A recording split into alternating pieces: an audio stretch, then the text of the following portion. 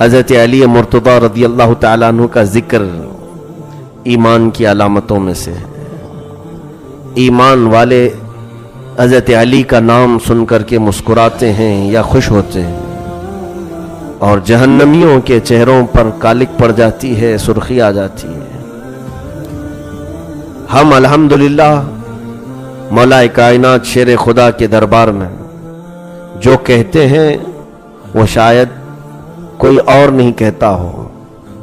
کچھ لوگ ہمیں بلیم کرتے ہیں کہ یہ لوگ ناسبی ہیں، علی مرتضی اور اہل بیت کی محبت ان کے اندر نہیں ہے۔ ان کے اعتبار سے علی کی محبت کا مطلب صرف ماتم کرنا ہے، نہیں میرے عزیزو، ہم تو دعا بھی یوں کرتے ہیں، مشکلیں حل کر شہ مشکل کشا کے واسطے، کربلائیں رد شہید کربلا کے واسطے۔ ہمارے شجروں میں یہ دعا ہے کہ ہم مولا کائنات کے حوالے سے اللہ کی بارگاہ میں اپنی مشکلیں دور کرنے کی التجا کرتے ہیں۔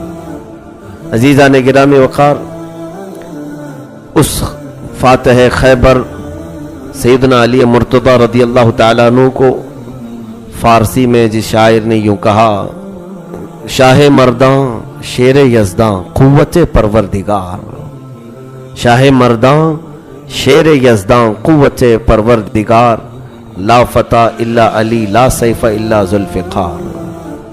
جس کا مطلب یہ ہوتا ہے کہ مردوں میں اگر کوئی شہنشاہ ہے تو وہ علی مرتضی ہے، شیر یزداں اللہ کا کوئی شیر ہے تو وہ علی کی ذات ہے، اور جو کچھ بھی طاقت ملی ہے یہ غیبی خدا کی دی ہوئی طاقت ہے۔ اور پھر اگر دنیا میں کسی تلوار کی کوئی شہرت ہے تو وہ علی کی تلوار ذوالفقار کی شہرت ہے، اور جوانوں میں کوئی جوان ہے حقیقت میں تو وہ مولا کائنات علی مرتضی ہے۔ عزیزان گرامی، ولادت بھی ایسی ہوئی، اللہ اکبر، پاکیزہ گھرانے میں، پاکیزہ خاندان میں، پاکیزہ نسب میں۔ اللہ رب العزت کو ایسے منظور تھا۔ اسی طرح سے اختلاف روایات اپنی جگہ پر کہ حضرت علی رضی اللہ تعالیٰ عنہ کی ماں فاطمہ بنت اسد جب حمل سے تھیں، اس وقت یہ خانہ کعبہ کے طواف میں تھیں، اور ان کے شوہر ابو طالب جو حضرت علی رضی اللہ تعالیٰ عنہ کے والد ہیں، حضور صلی اللہ علیہ وسلم کے سگے چچا ہیں، ابو طالب بے قرار ہو کر ادھر ادھر دیکھنے لگے۔ چند عورتیں جو وہاں پر موجود تھیں، یہ امام زین العابدین رضی اللہ تعالیٰ عنہ سے روایت ہے، انہوں نے کہا کہ مجھے وہاں موجود ایک خاتون نے یہ روایت بیان کی ہے کہ تمہارے دادا ابو طالب گھبرائے ہوئے ہمارے پاس آئے۔ ہم نے پوچھا کہ گھبراہٹ اور پریشانی کس بات کی؟ تو انہوں نے کہا میری بیوی بنت اسد حاملہ تھی اور درد شروع ہو چکا ہے۔ تو گھبرا کر کے کہیں بٹھانے کی کوشش کی گئی تو خانہ کعبہ کا دروازہ کھلا تھا، تو انہیں اندر بٹھایا گیا کہ ہم جلد سے کسی چیز کا انتظام کریں گے۔ تو خواتین کہتی ہیں 4 عورتیں ہم فاطمہ بنت اسد کو لے کر انتظار کر رہی تھی کہ کوئی مدد آ جائے، فاطمہ بنت اسد کو اس درد ذہ میں اٹھا کر گھر لے جایا جائے۔ لیکن وہ خواتین کہتی ہیں جیسے خانہ کعبہ میں داخل ہوئے ایک خوشبو سی پھیلی اور اچانک ایک حسین و جمیل بیٹا تولد ہوا۔ جب ابو طالب واپس آئے تو ولادت ہو چکی تھی، اور وہ بھی کہاں پر؟ خانہ کعبہ کے اندر۔ بعض روایات میں مولا علی شیر خدا کی ولادت دوسرے گھر میں بتائی گئی ہے۔ میں ان روایات کی تصحیح و ترجیح کی طرف نہ جاتے ہوئے یہ عرض کرنا چاہوں گا کہ ولادت جہاں پر بھی ہوئی، لیکن جو اہم چیز ہے وہ یہ ہے کہ پیدا ہونے کے بعد سے اس روایت پر سب کا اتفاق ہے کہ حضرت علی نے نہ دودھ پیے تھے اور نہ آنکھ کھولے تھے۔ بچہ جب ماں کی گود میں آئے، اب اس کا پہلا کام یہی تو ہوتا ہے کہ وہ آنکھ کھولے، آواز نکالے اور ماں کا دودھ پی لے۔ صبح سے شام تک ہونے آ گئی، اور جب وہ آنکھ بھی نہیں کھول رہے تھے تو لوگ گھبرائے، ماں بھی گھبرائی، ان کے باپ ابو طالب بھی گھبرائے۔ رسول پاک صلی اللہ تعالی علیہ وسلم کو دوپہر کے بعد خبر ہوئی تھی کہ ابو طالب کے گھر میں ایک بچے کی ولادت ہوئی۔ ایک بات یاد رکھیں، رسول کریم صلی اللہ تعالی علیہ وسلم ابو طالب کے گھر میں بچپن سے رہے ہیں۔ حضور خود فرماتے ہیں ابو طالب کی بیوی فاطمہ بنت اسد میری دوسری ماں کی طرح میری پرورش کی۔ ان کی سگی چچی فاطمہ بنت اسد نے رسول اللہ صلی اللہ علیہ وسلم کی اپنے بیٹوں سے زیادہ حضور پر وہ جان نچھاور کرتی تھی اور محبت فرمایا کرتی تھی۔ تو حضور صلی اللہ علیہ وسلم کو بڑی خوشی ہوئی کہ چچا ابو طالب کے گھر میں بیٹے کی ولادت ہوئی ہے۔ تو بعد میں یہ خبر ملی کہ نہیں بیٹا ہوا ہے، شاید معذور پیدا ہوا ہوگا۔ معذور ہے کہ آواز نہیں کرتا، آنکھ نہیں کھولتا اور کچھ کھاتا پیتا نہیں، یعنی دودھ نہیں پی رہا ہے۔ تو رسول کریم صلی اللہ تعالی علیہ وسلم اس نومولود بچے کو دیکھنے کے لیے آئے جب یہ فاطمہ بنت اسد کی گود میں تھا۔ اللہ کے حبیب صلی اللہ تعالی علیہ وسلم نے اپنے گود میں لیا۔ جب رسول کریم صلی اللہ تعالی علیہ وسلم نے اپنے منہ سے اپنا لعاب پاک نکال کر حضرت علی کی زبان پر رکھا تو جیسے حضور نے اپنی انگلی رکھی انہوں نے چوسنا شروع کیا، اور لعاب پاک جب ان کے منہ میں گیا تو سب سے پہلے آپ نے آنکھیں کھولی اور جلوہ رسول کو دیکھا۔ یہ ہے علی کی شان کہ پہلی غذا رسول اللہ کا لعاب اور پہلی نظر چہرے رسول پاک، پہلی نظر دنیا میں پڑی ہے۔ وہ علی چاہتے یا علی کی ولادت ایسی جگہ پر ہوئی تھی جہاں دنیا میں کسی کی ہوئی نہیں، خانہ خدا میں۔ وہاں آنکھ کھولتے تو کعبہ سامنے تھا۔ کعبے کا تقدس کم تھوڑی نہ ہے، کعبے کی حرمت کم تھوڑی نہ ہے، اس کی عزت اپنی جگہ پر۔ وہاں پر بھی بچہ پہلی نگاہ اٹھائے۔ میاں آج بھی اگر ہم پہلی نظر کعبے پر ڈال کر دعا کریں تو اللہ دعا قبول فرماتا ہے۔ تو علی کی آنکھیں وہیں کھل جاتی اور کعبے کو دیکھ لیتے تو وہ بھی ان کی عزت، ان کا تقدس، ان کے احترام میں یہ بات روایت میں آ جاتی کہ پہلی نگاہ کعبے پر پڑی ہے علی کی پیدائش کے بعد۔ لیکن مسلمانوں یہاں ہم سنیوں کا، خاص طور پر ہم بریلویوں کا عقیدہ ثابت ہوتا ہے کہ مولا علی نے پیدائش ہی میں ہمیں وہ بات کہہ دی جو امام احمد رضا خان فاضل بریلوی نے کہا ہے، حاجیو آؤ شہنشاہ کا روزہ دیکھو، کعبہ تو دیکھ چکے کعبے کا کعبہ دیکھو۔ مولا علی نے نظر وہاں ڈالی ہے جو کعبے کا بھی کعبہ تھا۔ رسول کریم صلی اللہ تعالی علیہ وسلم کے چہرے پاک پر پہلی نظر گئی، اس پر سب کا اتفاق ہے۔ اللہ کے حبیب صلی اللہ تعالی علیہ وسلم نے حضرت علی کو اپنے گھر میں رکھا۔ یوں سمجھ لیں کہ حضرت علی کی پرورش میں حضور صلی اللہ علیہ وسلم کا بڑا کردار رہا، بچپن سے ہی تربیت میں، کیونکہ حضور پاک صلی اللہ تعالی علیہ وسلم کی شادی ہو کر 3 سال گزرے تھے جب آپ کی عمر مبارک 28 سال کی تھی، جب حضرت علی کی پیدائش ہوئی تھی۔ رسول پاک صلی اللہ تعالی علیہ وسلم حضرت علی کو اپنے گھر میں رکھتے تھے، خاص طور پر عمومی حالات میں بھی۔ اب وہ علی جو خود تربیت رسول میں بڑے ہوں، ان کی جوانی کا حال کیا ہونا چاہیے؟ اوروں کے متعلق معلوم نہیں، باقی دوسرے اصحاب تو بعد میں صحبت اختیار کی رسول پاک کی۔ حضرت علی کی صحابیت تو بچپن سے، پیدائشی صحابی، رسول کریم صلی اللہ تعالی علیہ وسلم کے گھر میں ہی پلے ہیں، پرورش وہیں ہوئی ہے۔ جب آپ کی عمر 9 سال کی تھی، رسول کریم صلی اللہ تعالی علیہ وسلم نے 9 اور بعض روایات میں ہے 12-13 سال کی تھی، جیسے بھی ہوں، اللہ کے حبیب صلی اللہ تعالی علیہ وسلم نے اعلان نبوت فرمایا اور مکہ والوں کو جمع کیا۔ مکہ کی ایک پہاڑی پر سب پر دعوت پیش کی، میں اللہ کا آخری نبی ہوں، اللہ ایک ہے، اس کا کوئی شریک نہیں، تم بتوں کی عبادت کو چھوڑو۔ اس پیغام کو سن کر کے مکہ والے بڑی دشمنی پر اتر آئے، کوئی ایک بھی وہاں پر اٹھ کر لبیک کہنے والا نہیں تھا۔ اللہ کے حبیب صلی اللہ تعالی علیہ وسلم نے اس مجمع عام میں پکارا، ہے کوئی جو میرے لائے ہوئے دین کی حمایت کرے؟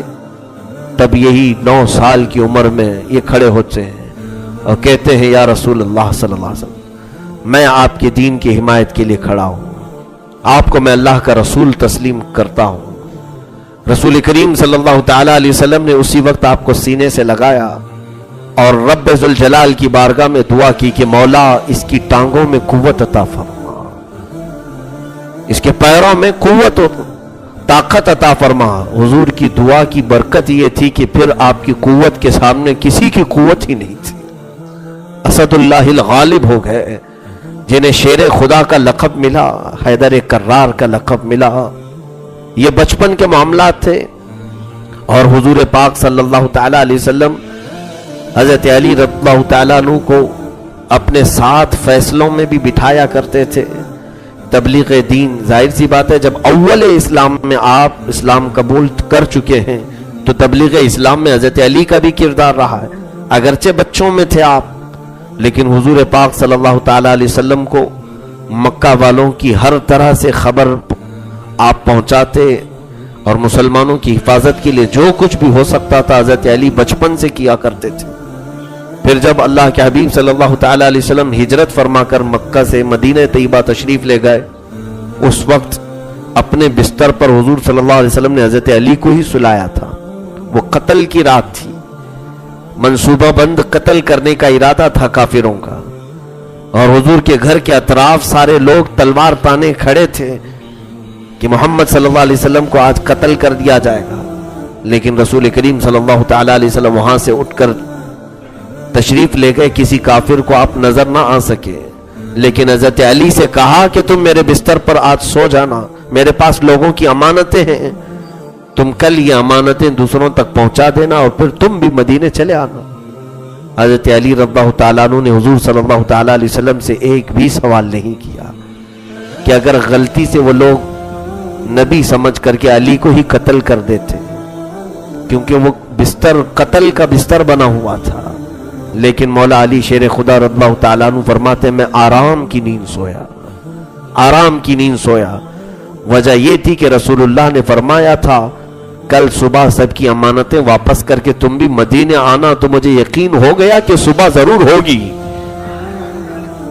حضور نے فرمایا ہے صبح تو ہونی ہے، آج کی رات فکر چھوڑ دو، موت کا خوف، موت کا ڈر ہی نکال دو، کیونکہ نبی نے فرمایا کل صبح تم امانتیں دے کر مدینے آنا۔ یہ حضرت علی رضی اللہ تعالیٰ عنہ کا ایقان تھا، یقین تھا فرمودات رسول صلی اللہ علیہ وسلم پر۔ دوسرے دن صبح کفار مکہ نے آپ کو بستر سے اٹھایا، پکڑے اور حرم کعبہ میں لے آئے، اور بہت سارے کافر جمع ہوئے۔ پھر آپ نے جب سب کی امانتیں واپس کرنا شروع کی تو آپ کو بھی چھوڑ دیا گیا۔ 3 دن کے بعد حضور پاک صلی اللہ تعالیٰ علیہ وسلم کی ہجرت کے 3 دن کے بعد حضرت علی بھی ہجرت کر کے مدینہ طیبہ تشریف لے آئے۔ یہاں مدینہ طیبہ آنے کے بعد مولا علی شیر خدا رضی اللہ تعالیٰ عنہ رسول کریم صلی اللہ تعالیٰ علیہ وسلم کے ہاں جب پہنچے تو مکتوم نام کے ایک صحابی ہیں، مدینہ کے انصاری صحابی، ان کے گھر پر آپ کا قیام ہوا۔ جو بھی صحابی آئے ہجرت کر کے، رسول کریم صلی اللہ علیہ وسلم نے ان کو کسی نہ کسی صحابی کے گھر ٹھہرا دیا۔ اب یہ چند دنوں کے بعد عقد مواخات شروع ہوا۔ عقد مواخات اسلام میں ایک ایسی زبردست مثال ہے میرے عزیزوں، جو آج تک دنیا نے ایسی مثال قائم نہیں کی۔ عقد مواخات کسے کہتے ہیں؟ یہ تو آپ نے سنا ہوگا نا، عقد نکاح، ایک لڑکا اور ایک لڑکی دونوں کو رشتے میں باندھا جاتا ہے تو اس کو نکاح کا عقد کہتے ہیں۔ یہی تو ہوتا ہے عقد نکاح۔ آپ نے یہ تو سنا ہوگا کہ خرید و فروخت کا عقد ہوتا ہے، کہ میں ایگریمنٹ، سیل ایگریمنٹ ہوتے ہیں، یہ تمام چیزیں تو آپ نے سنا ہوگا۔ لیکن حضور پاک صلی اللہ تعالیٰ علیہ وسلم نے بھائی چارگی کا بھی ایگریمنٹ بنا دیا تھا۔ عقد نکاح اپنی جگہ پر رشتے سے جوڑنا، ایک مرد ایک عورت کو جوڑ دیا آپ نے، مہر مقرر ہو گیا اور ان کا رشتہ بنا دیا گیا، یہ تو مشہور ہے پوری دنیا میں۔ لیکن مدینہ طیبہ میں حضور صلی اللہ تعالیٰ علیہ وسلم نے انصار صحابہ اور مہاجرین صحابہ کو جمع کیا اور ارشاد فرمایا ایک انصار اور ایک مہاجر، انصار جو مدینے میں تھے پہلے سے، مہاجر جو ہجرت کر کے آئے تھے مکہ سے یا دوسری جگہوں سے، ایک مہاجر اور ایک انصار۔ حضور فرماتے آج دونوں आज से तुम दोनों भाई भाई हो। वो हाथ पकड़ते और सीधे चले जाते। कहां? वो अंसारी साहबी मुहाजिर को अपने घर ले जाते।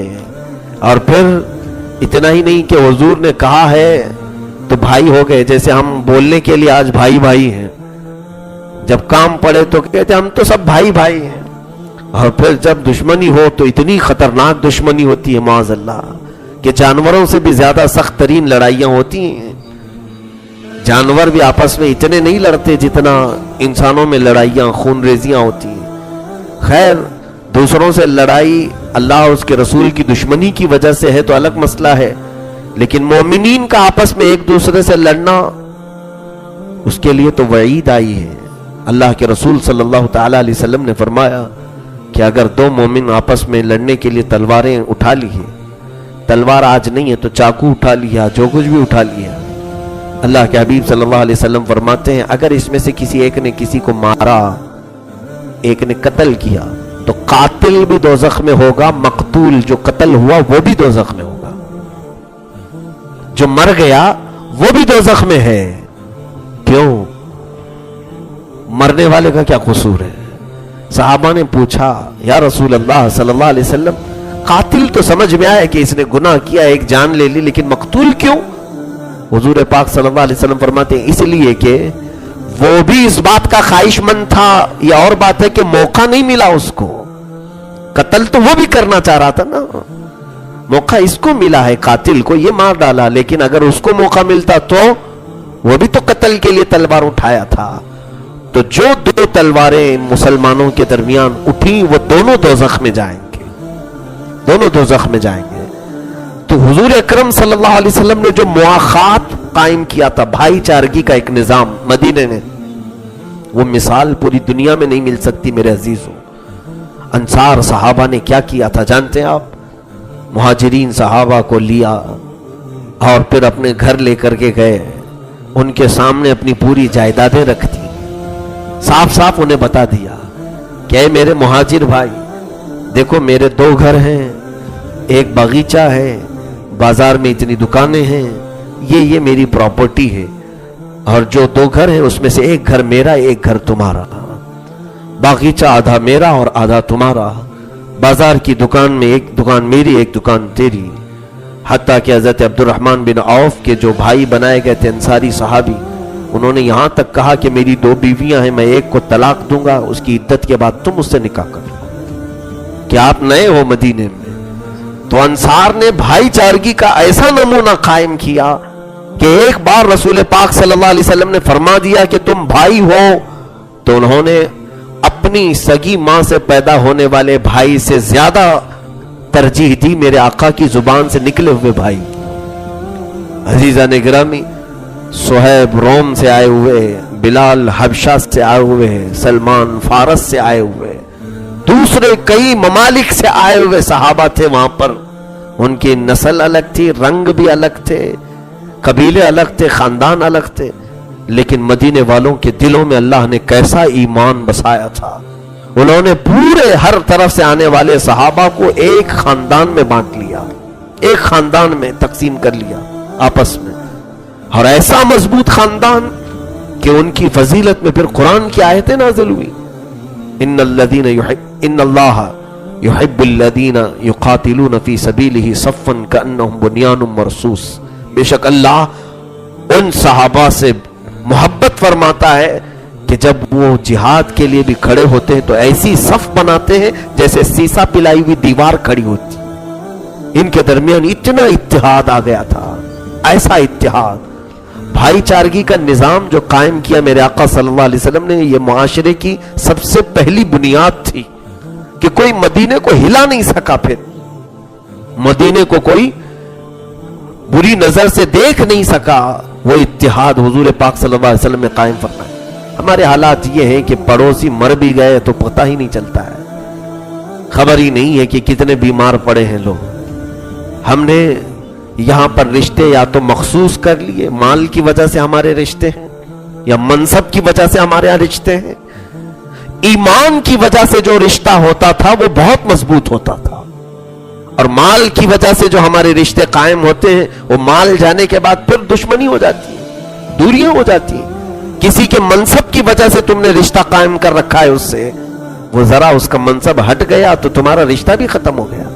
अब उससे क्या मिलना है, वो तो फालतू आदमी हो गया, कुछ काम धंधे का नहीं। ये हमारे मिजाज हैं। सहाबा इकराम को हुजूर सल्लल्लाहु अलैहि वसल्लम ने ईमान की रस्सी में बांधा था, ईमान की रस्सी में, हत्ता कि उनके दरमियान छोटी सी बात पर तकरार भी हो जाती, मेरे आका सल्लल्लाहु ताला अलैहि वसल्लम गजबनाक हो जाते थे, नाराज होते थे। हजरत अबू ज़र को एक बार इसीलिए डांटा था कि उन्होंने हजरत बिलाल को सिर्फ इतना कहा था, काली औरत के बेटे हैं। रसूल करीम सल्लल्लाहु अलैहि वसल्लम ने फरमाया कि तुम्हारे अंदर अभी भी जाहिलियत है, पुराने जमाने की जहालत है। हजरत अबू ज़र बिलाल हबशी को सिर्फ इतना कहे थे, फिर उनको एहसास हुआ, शर्मिंदगी हुई। बाद में गए, हजरत बिलाल को लाया और कहा कि ऐ बिलाल, मैं नीचे सोता हूं, तुम अपना पैर मेरे चेहरे पर रख दो। मैंने तुमको काला कहा या काली औरत के बेटे कहा?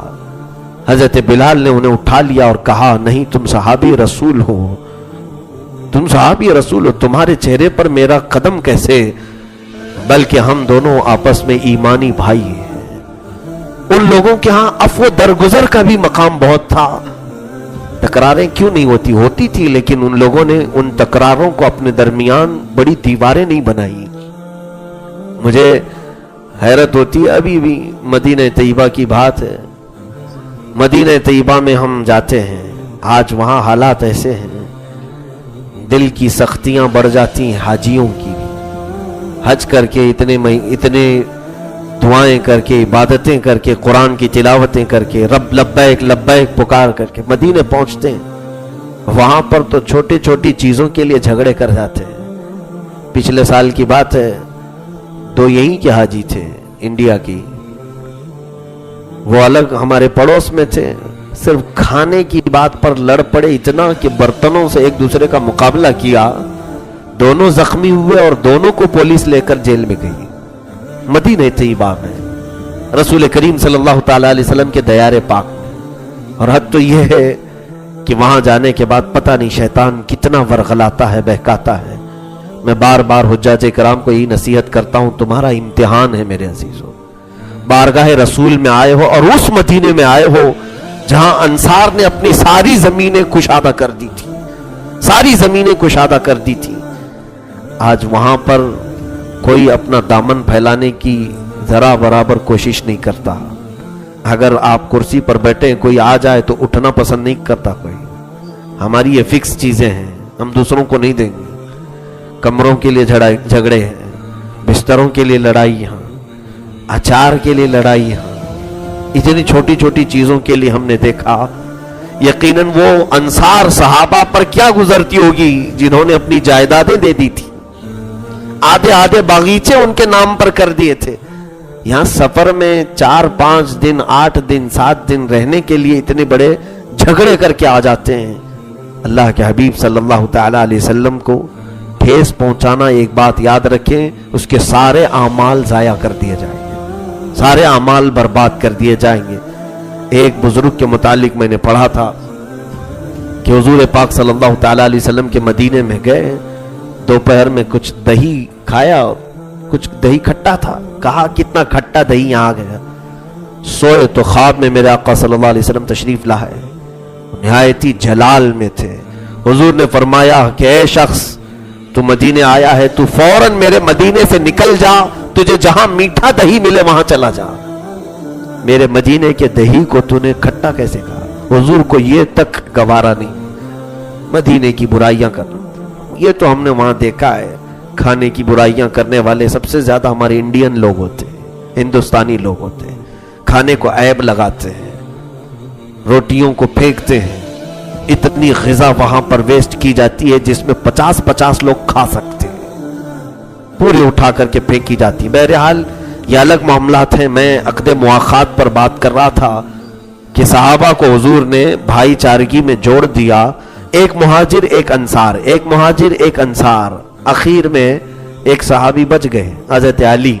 इनका कोई अंसारी मिला नहीं, वो गमगीन हो गए, मेरा कोई जोड़ी मिला ही नहीं। सबको एक एक जोड़ी मिल गए थे, اور حضور نے سب کو جوڑی بنا کر ان کے گھر روانہ کیا۔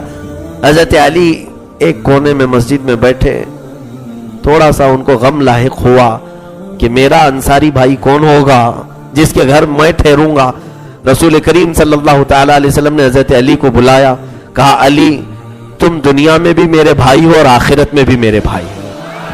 عقد مواخات میں حضور نے حضرت علی کو اپنے ساتھ جوڑ لیا، سب کو مہاجرین کو ایک ایک انصار صحابی دیا، اور حضرت علی بھی مہاجر تھے، ہجرت کر کے آئے تھے، حضور نے ان کو اپنے ساتھ جوڑ لیا۔ یہ مولا علی کی شان ہے۔ رسول کریم صلی اللہ تعالی علیہ وسلم نے مدینہ طیبہ میں ان کو ایک مرتبہ اپنا نائب مقرر فرمایا۔ جب حضور پاک صلی اللہ تعالی علیہ وسلم کسی جہاد میں جا رہے تھے تو حضرت علی نے کہا یا رسول اللہ صلی اللہ تعالی علیہ وسلم، یا منافقین آپ کے جانے کے بعد پیٹھ پیچھے کچھ باتیں کریں گے، اس لیے میں بھی ساتھ چلوں۔ حضور پاک صلی اللہ تعالی علیہ وسلم نے فرمایا اے علی تم میرے لیے ویسی ہی ہو جیسے ہارون موسیٰ علیہ السلام کے لیے تھے۔ حضرت موسیٰ علیہ السلام کے وزیر تھے حضرت ہارون علیہ السلام، لیکن حضور نے فرمایا یہ اور بات ہے کہ میرے بعد کوئی نبی نہیں ہوگا۔ حضرت علی رضی اللہ تعالیٰ عنہ کو اپنا نائب مطلق مدینہ طیبہ میں بنایا۔ ان حدیثوں کو لے کر کے شیعہ یہ بہت زیادہ پروپیگنڈا پھیلاتے ہیں کہ حضور صلی اللہ علیہ وسلم نے مدینے میں ان کو کہا کہ تم میرے لیے ہارون کے مقام پر ہو جیسے موسیٰ علیہ السلام کے لیے ہارون تھے، وزیر ہو۔ جب حضور نے صاف صاف کہا ہے حضرت علی کو، تو پھر دوسرے لوگ کیسے خلافت پر آ گئے؟ میرے عزیزو ایک طرفہ بات مت کرو، وہیں پر حضور نے ابو بکر کی شان میں کیا کیا کہا وہ بھی سناؤ۔ رسول کریم صلی اللہ تعالی علیہ وسلم نے کیا کیا باتیں فرمائی؟ میرے عزیزو اسی طرح سے رسول پاک صلی اللہ تعالی علیہ وسلم نے آپ کی فضیلت پہ بہت ساری باتیں ارشاد فرمائی۔ ایک مشہور حدیث یہ ہے، فرمایا انا مدینۃ العلم وعلی بابوہا، میں علم کا شہر ہوں اور علی اس کا دروازہ ہے۔ میں علم کا شہر ہوں، علی اس کا دروازہ ہے۔ ایک بار حضرت علی رضی اللہ تعالیٰ عنہ نے ایسی مجمع میں اعلان کر دیا، لوگوں کو جو نئے اسلام میں تھے وہ لوگ سمجھ نہیں پاتے تھے ساری باتیں، کہا اے لوگوں سنو، میرا مقام یہ ہے کہ نبی کے پاس کوئی شخص ایک بار جائے گا لیکن میرے پاس 2 بار آئے گا۔ سننے والوں نے ایسا سمجھا علی نبی سے اپنی فوقیت بیان کر رہے ہیں، اپنا مرتبہ بڑھا کر کے بیان کر رہے ہیں۔ لوگ آئے اور حضور سے شکایت بھی کیا، علی تو ایسے کہتے ہیں نبی کے پاس کوئی شخص ایک بار جائے گا لیکن علی کے پاس 2 بار آئے گا۔ تو حضور نے پوچھا علی کیا تم نے ایسے کہا؟ کہا ہاں یا رسول اللہ صلی اللہ علیہ وسلم، آپ کی حدیث کی وجہ سے میں نے کہا، آپ نے فرمایا آپ علم کا شہر ہے، میں دروازہ ہوں، کوئی بھی جانے والا دروازے سے جاتا ہے اور دروازے سے باہر آتا ہے، ایک بار داخل ہوتا ہے اور ایک بار خارج ہوتا ہے، یہ سوچ کر کے میں نے کہا ہے۔ حضرت علی کی حکمت اور دانائی غضب کی تھی، مولا تعالیٰ نے آپ کو بہت غضب کی ذہانت عطا فرمائی تھی۔ علم میں آپ کا کوئی ثانی نہیں، بلکہ سیدنا امیر المومنین عمر ابن خطاب رضی اللہ تعالیٰ عنہ یہ بیان فرماتے تھے کہ اگر، بلکہ دعا یوں کرتے تھے کہ اے اللہ میں اس مجلس سے پناہ مانگتا ہوں جس مجلس میں علی نہ ہو، جس مجلس میں علی نہ ہو اس مجلس سے میں پناہ مانگتا ہوں۔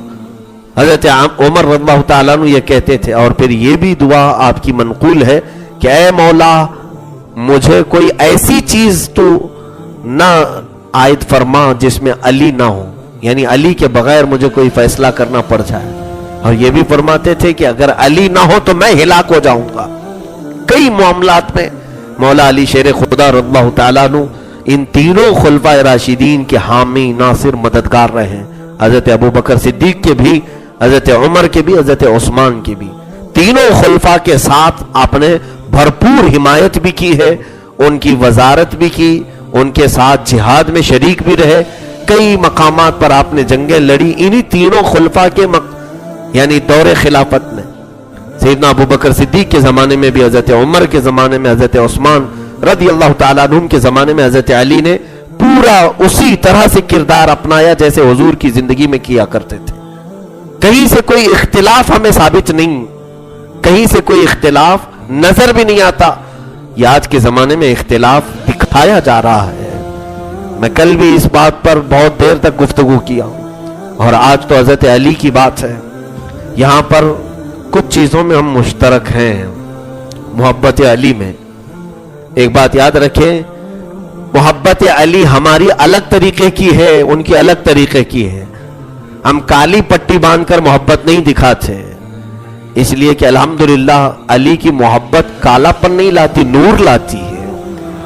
علی کی محبت قلب کو بھی نورانیت بخشتی ہے، ماتھے کو بھی نورانیت بخشتی ہے. قرآن میں انہی لوگوں کی صفات میں آئی ہے بات، سیماہم فی وجوہہم من اثر السجود، ان کے سجدوں کی وجہ سے ان کے چہروں پر تم چمکتی ہوئی نشانیاں دیکھو گے. سورہ فتح کی آخری آیت میں اللہ فرما رہا ہے، اور وہ حضرت علی مراد ہیں. یہاں سے تفسیر میں فرمایا گیا کہ آپ کے سجدے ایسے ہوتے کہ لوگ آپ کے چہرے کی چمک سے ہی آپ کو پہچانتے بھی تھے.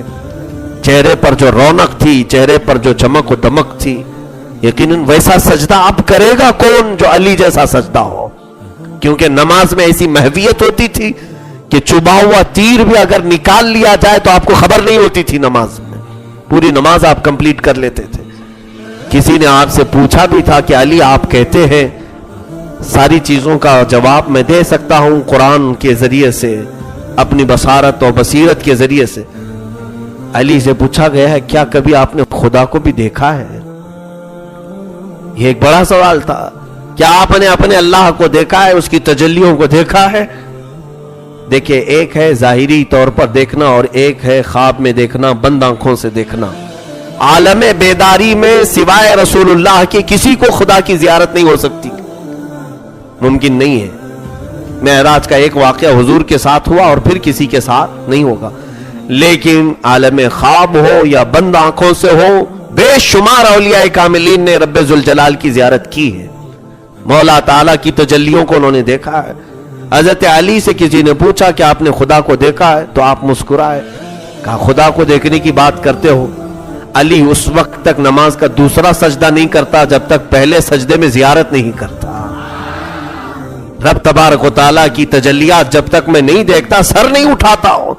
سیماہم فی وجوہہم من اثر السجود، یہ وہی اسی کے مصداق ہیں کہ ان کے سجدوں کی نشانیاں ان کے چہروں پر تم دیکھو گے.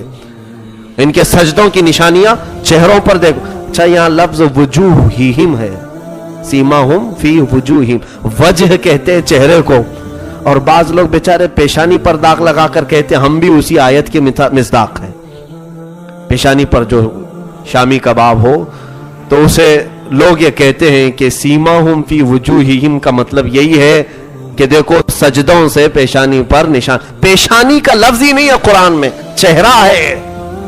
پورے چہرے پر تمہارے نشانیاں آئیں گی سجدے کی، صرف پیشانی پر نہیں، پورے چہرے پر. اور نشانی کا مطلب کالا پیلا لال نہیں، دور سے دیکھنے والا صرف تمہارے چہرے کو دیکھ کر اسلام کی محبت میں گرفتار ہو جائے گا، وہ رسول پاک صلی اللہ تعالی علیہ وسلم کا شیدائی بن جائے. تو چہروں کی رونق کے متعلق کہا گیا وہ حضرت علی جیسے چہروں میں تھی. عزیزان گرامی، مولا علی شیر خدا رضی اللہ تعالیٰ عنہ کی محبت کے متعلق شروع میں چند باتیں عرض کرنا ضروری ہے کہ میرے آقا صلی اللہ تعالیٰ علیہ وسلم نے جو آپ کی فضیلت میں بیان فرمائی اس کے ہم بھی قائل ہیں، ہم انکار نہیں کرتے. ہم علی کو صرف علی نہیں کہتے، مولا علی کہتے ہیں. جبکہ بعض لوگوں کو مولا کہنے پر بھی دشواری ہے، دقت ہے، لیکن یہ دقت ان کی اپنی ہے، کیونکہ حضور صلی اللہ علیہ وسلم نے جب یہ فرمایا من کنت مولاہ فہذا علی مولا، جس کا میں مولا ہوں علی بھی اس کے مولا ہے. مولا کسے کہتے ہیں؟ آقا کو. مولا سردار کو کہتے ہیں. حضرت علی رضی اللہ تعالیٰ عنہ کے متعلق رسول کریم صلی اللہ علیہ وسلم کا یہ فرمان علی شان، اس پر کسی کو شک نہیں ہونی چاہیے. جب اللہ کے نبی نے انہیں مولا کہہ دیا ہے ہم سب کا، تو پھر مولا کہنے میں ہم سب کو کوئی دشواری بھی نہیں ہونی چاہیے.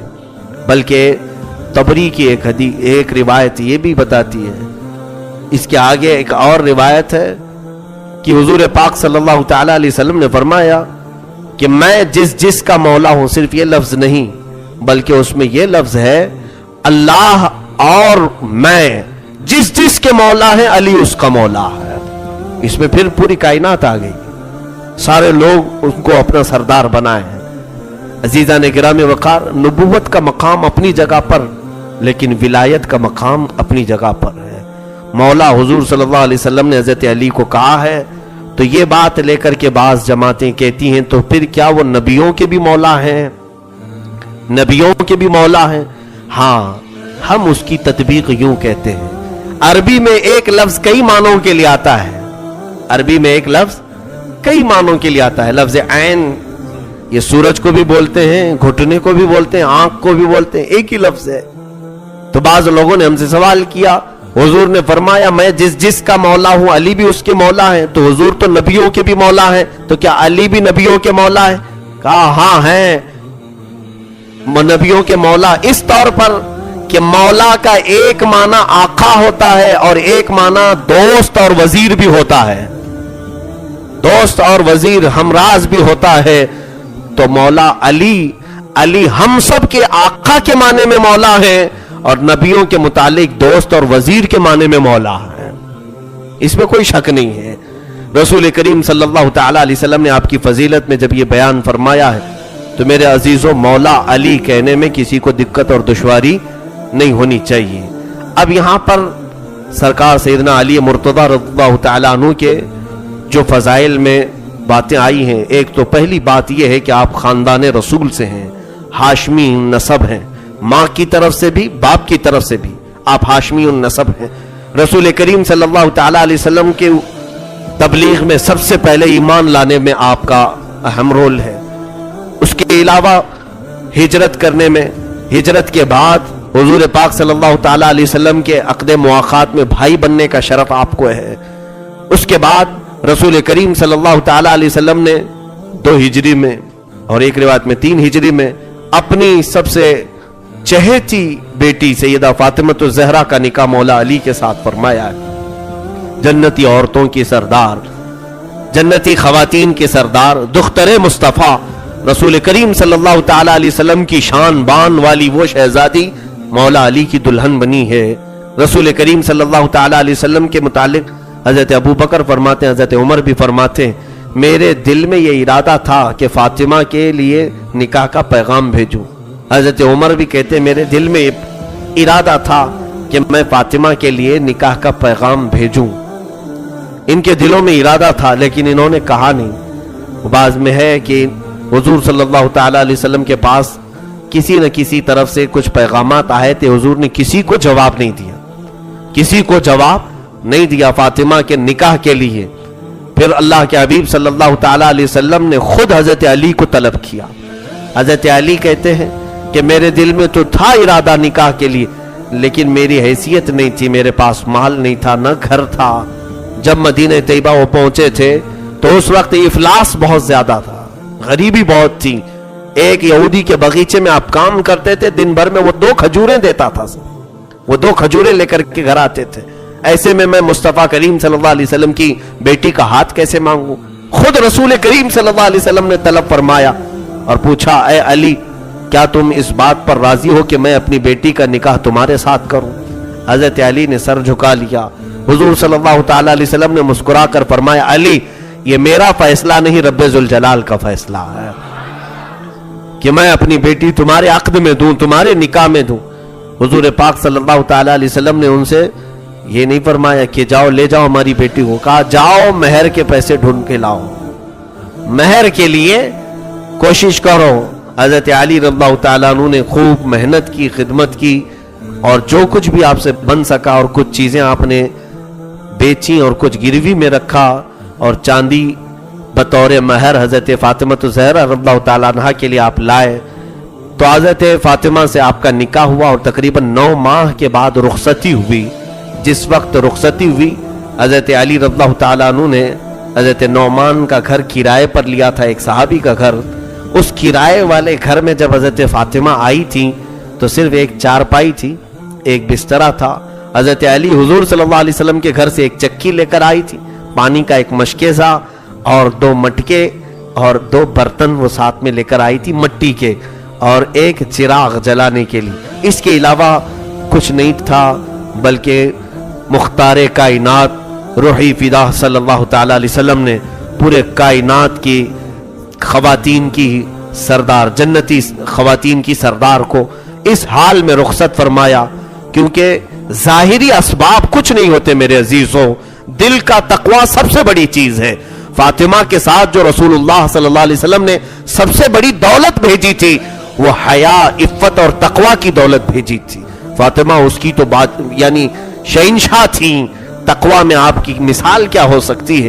سیدہ فاطمہ تو زہرا رضی اللہ تعالیٰ عنہ مولا علی کے گھر آئی تو خود حضرت فاطمہ کہتی ہیں میں نے اپنے ہاتھوں سے اتنا آٹا پیسا ہے کہ میرے ہاتھوں کی چمڑیاں چھل چکی تھی، نکل چکی تھی۔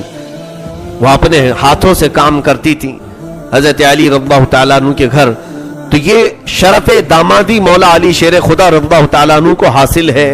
رسول کریم صلی اللہ تعالیٰ علیہ وسلم ان سے راضی تھے زندگی میں بھی، اور اپنی بیٹی دے کر کے یہ بھی فرمایا کہ اے علی میں نے اپنے جگر کا ایک ٹکڑا دیا ہے، انما فاطمۃ بضعۃ منی فمن احبها فقد احبنی ومن ابغضها فقد ابغضنی۔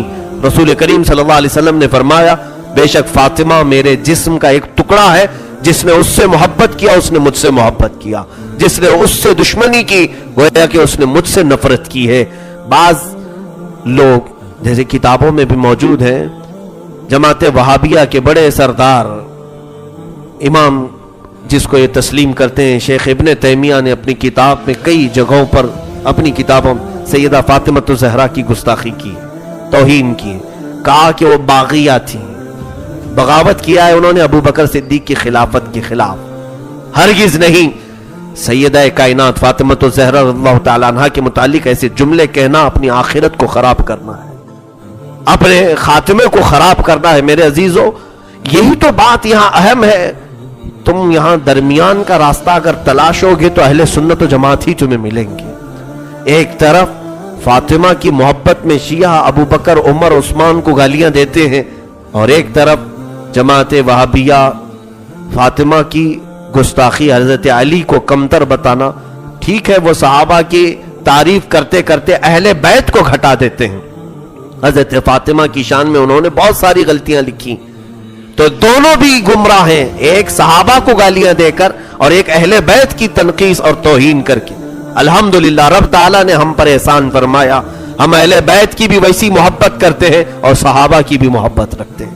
یہ درمیان کا راستہ ہے، اہل سنت و جماعت ہی اس میں الحمدللہ کامل معیار کو پہنچتے ہیں۔ مولا علی شیر خدا رضی اللہ تعالیٰ عنہ کی جو پرسنل زندگی ہے اس کی طرف میں چلتا ہوں۔ نہایت ہی سادی زندگی آپ نے گزاری اور حلیم الطبع تھے، طبیعت کے بڑے نفیس، یعنی بہت زیادہ خواہشوں کو کبھی آپ نے پالا نہیں، مختصر سی زندگی میں آپ نے صبر کیا، اور آپ کے گھر میں آنے والی دلہن بھی آپ کو ایسی ملی جو قناعت کی بادشاہ تھی، ان کے پاس جو آیا اس پر قناعت کر لیا۔ حضرت علی رضی اللہ تعالیٰ عنہ کو اس بارے میں کوئی فکر نہیں ہوئی کہ بہت بڑے گھر کی بیٹی لے کر آیا ہوں تو اب میرے کمائی کو بھی دیکھنا پڑے گا۔ جیسے لوگ کہتے ہیں نا کہ ہاتھی لانے سے پہلے چوکھٹ دیکھ لو، بڑے گھر کی عورت آ رہی ہے تو دروازہ بڑا کر لو، کمائی پھیلا لو۔ یہاں تو دقتیں اسی بات کی ہیں کہ شادی کو تو حضور صلی اللہ علیہ وسلم نے فرمایا برکت کا ذریعہ ہے، دلہن آئے تو برکتیں زیادہ ہوتی ہیں۔ یہاں مرد پریشان زیادہ ہو رہا ہے اس کی خواہشوں کی وجہ سے۔ تقوی والی عورت آئے تو یقیناً کئی دروازے آسمان کے نئے کھلتے ہیں، نئے دروازے رزق کے کھولے جاتے ہیں ہم پر۔ حضرت علی رضی اللہ تعالیٰ عنہ فرماتے ہیں پوری زندگی میں فاطمہ نے مجھ سے کسی چیز کی خواہش ہی نہیں کی، کوئی چیز پوچھا ہی نہیں، بلکہ غلام کی بھی ضرورت تھی تو وہ بھی حضرت علی نے کہہ کر کے حضور کے پاس بھیجا، جاؤ فاطمہ ایک غلام تو حضور سے مانگ کر لاؤ۔ حضور سب کو ایک ایک غلام بانٹ رہے۔ حضرت فاطمہ کی خواہش نہیں تھی، کہا علی نے کہا تو وہ چلی آئی۔ رسول پاک صلی اللہ تعالیٰ علیہ وسلم سے کہا یا رسول اللہ ہمیں بھی ایک غلام دے دیں۔ میرے آقا نے ان کو غلام نہیں دیا، کہا فاطمہ جب زیادہ تھک جاؤ تو رات کے وقت 33 بار سبحان اللہ، 33 بار الحمدللہ، 34 بار اللہ اکبر پڑھو، تمہارے لیے ساری تھکن کے لیے کافی ہو جائے گا۔ وہ لے کر کے لوٹیں، پھر اس پر بھی صابرہ تھی، صبر کیا۔ حضرت علی رضی اللہ تعالیٰ عنہ کے گھر کی حالت ایسی تھی، ایک بار رسول کریم صلی اللہ تعالیٰ علیہ وسلم ان کے گھر تشریف لے گئے، دیکھا کہ حسنین کریمین نہیں، بچوں کو دیکھنے کے لیے حضور اکثر جایا کرتے۔ پوچھا کہاں ہیں؟ کہا یا رسول اللہ صلی اللہ علیہ وسلم ہمارے گھر میں آج کچھ بھی نہیں تھا، کوئی چیز نہیں تھی کھانے کے لیے، بچے بھوکے تھے، تو علی نے کہا ہے کہ میں بچوں کو لے جاتا ہوں، نہیں تو یہ تمہارے کاموں میں یہاں مخل نہ ہو جائے۔ تو علی آج جس باغیچے میں کام کرتے ہیں اس باغیچے میں دونوں کو لے کر کے گئے۔ حضور صلی اللہ تعالی علیہ وسلم نے پوچھا کہ کہاں گئے؟ فلاں کے باغیچے میں۔ جب رسول کریم صلی اللہ علیہ وسلم وہاں پہنچے تو دوپہر کا وقت تھا، کڑی دھوپ ہے۔ حضرت علی رضی اللہ تعالیٰ عنہ باغیچے میں کنویں سے پانی نکالتے ہیں اور درختوں پر ڈالتے ہیں، یہ کام چل رہا ہے، مزدوری چل رہی، اور حسنین کریمین کو ایک جگہ بٹھاتے ہیں، بیچ بیچ میں انہیں کھلاتے ہیں اور پھر جاتے ہیں پانی بھر کر لاتے ہیں۔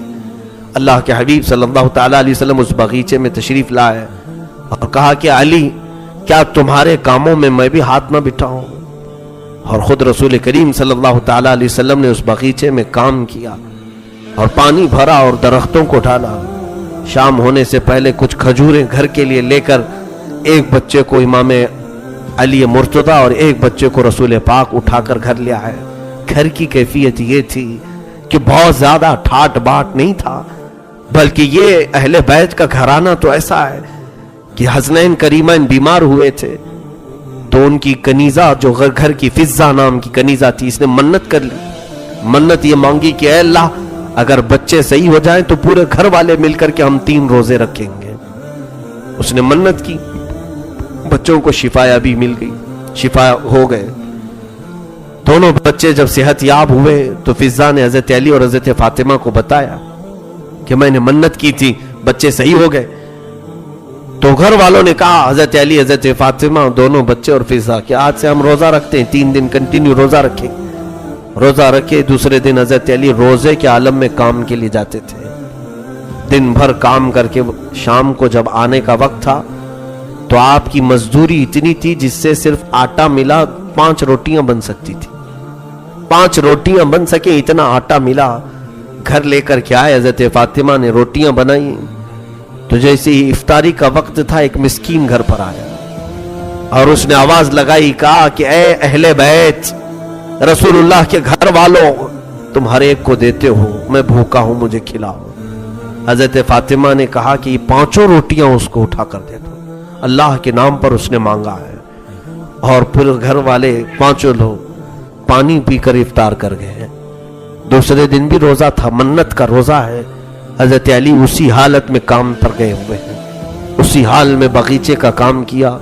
شام کو آج جو مزدوری ملی اس سے بھی آٹا خریدا، آج روٹیاں بنائی۔ 2 دن کی بھوک کا کیا حال ہو سکتا ہے میرے عزیزوں؟ آج ہم بھوک سے تل ملاتے ہیں، صبح سے شام کا روزہ، وہ بھی ہم کو اے سی کا روزہ برداشت نہیں ہو پاتا، آرام کے روزے ہیں بغیر کام کے، وہ مدینے کی گرمیوں کے روزے ہیں۔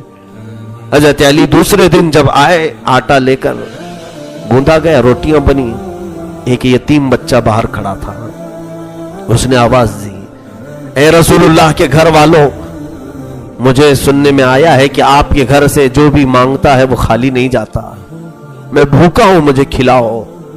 حضرت فاطمہ نے 5 روٹیاں اٹھائی، اس یتیم بچے کو دے دیا، خود پانی پی کر کے افطار کر لی۔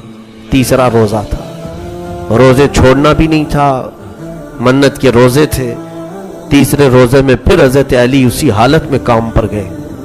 کون کر سکتا ہے یہ سوائے شیر خدا کی طاقت کے؟ کون برداشت کر سکے گا؟ تیسرا دن جب آپ مزدوری کا آٹا لے کر کے آئے، آج روٹیاں بنی تھیں، لیکن آج ایک قیدی، جیل سے چھوٹا ہوا قیدی باہر کھڑا تھا، کہا زمانہ ہو گیا میں نے کھانے کو نہیں دیکھا، اور میں نے سوچا ہے کہ کسی اور گھر کیوں جاؤں، رسول اللہ کے گھر والوں کے پاس آؤں، یہاں منگتوں کو کھلایا جاتا ہے۔ بی بی نے وہ روٹیاں اٹھائی، دے دیا۔ مولا علی نے ایک بار بھی نہیں کہا کہ فاطمہ 1 رکھ لیتی، 2 رکھ لیتی، 3 رکھ لیتی، باقی کی دے دیتی۔ وہ بھی اپنی اس بیوی کی خیرات پر راضی تھے۔ بچوں کو بھی ایسی تربیت تو ملی تھی بچپن میں۔ تیسرا روزہ ہے اور روٹیاں اٹھا کر دی گئی، یہ بڑا کڑا امتحان تھا میرے عزیزوں، اہل بیت کے گھر والوں، اہل بیت والوں کے ساتھ، رسول پاک صلی اللہ تعالی علیہ وسلم کے گھر والوں کے ساتھ یہ بڑا امتحان تھا۔ 3 روزے گزر گئے، شام کو میرے آقا صلی اللہ علیہ وسلم گھر میں داخل ہوتے ہیں، تو دیکھا کہ حسنین کریمین طاق میں دبکے ہوئے بیٹھے ہیں. حضرت علی کا پیٹ سے لگا ہے, فاطمہ کی کمر جھکی ہوئی, کسی سے آواز نہیں نکل رہی. فضا کو دیکھا گیا, آنکھیں اندر ہیں.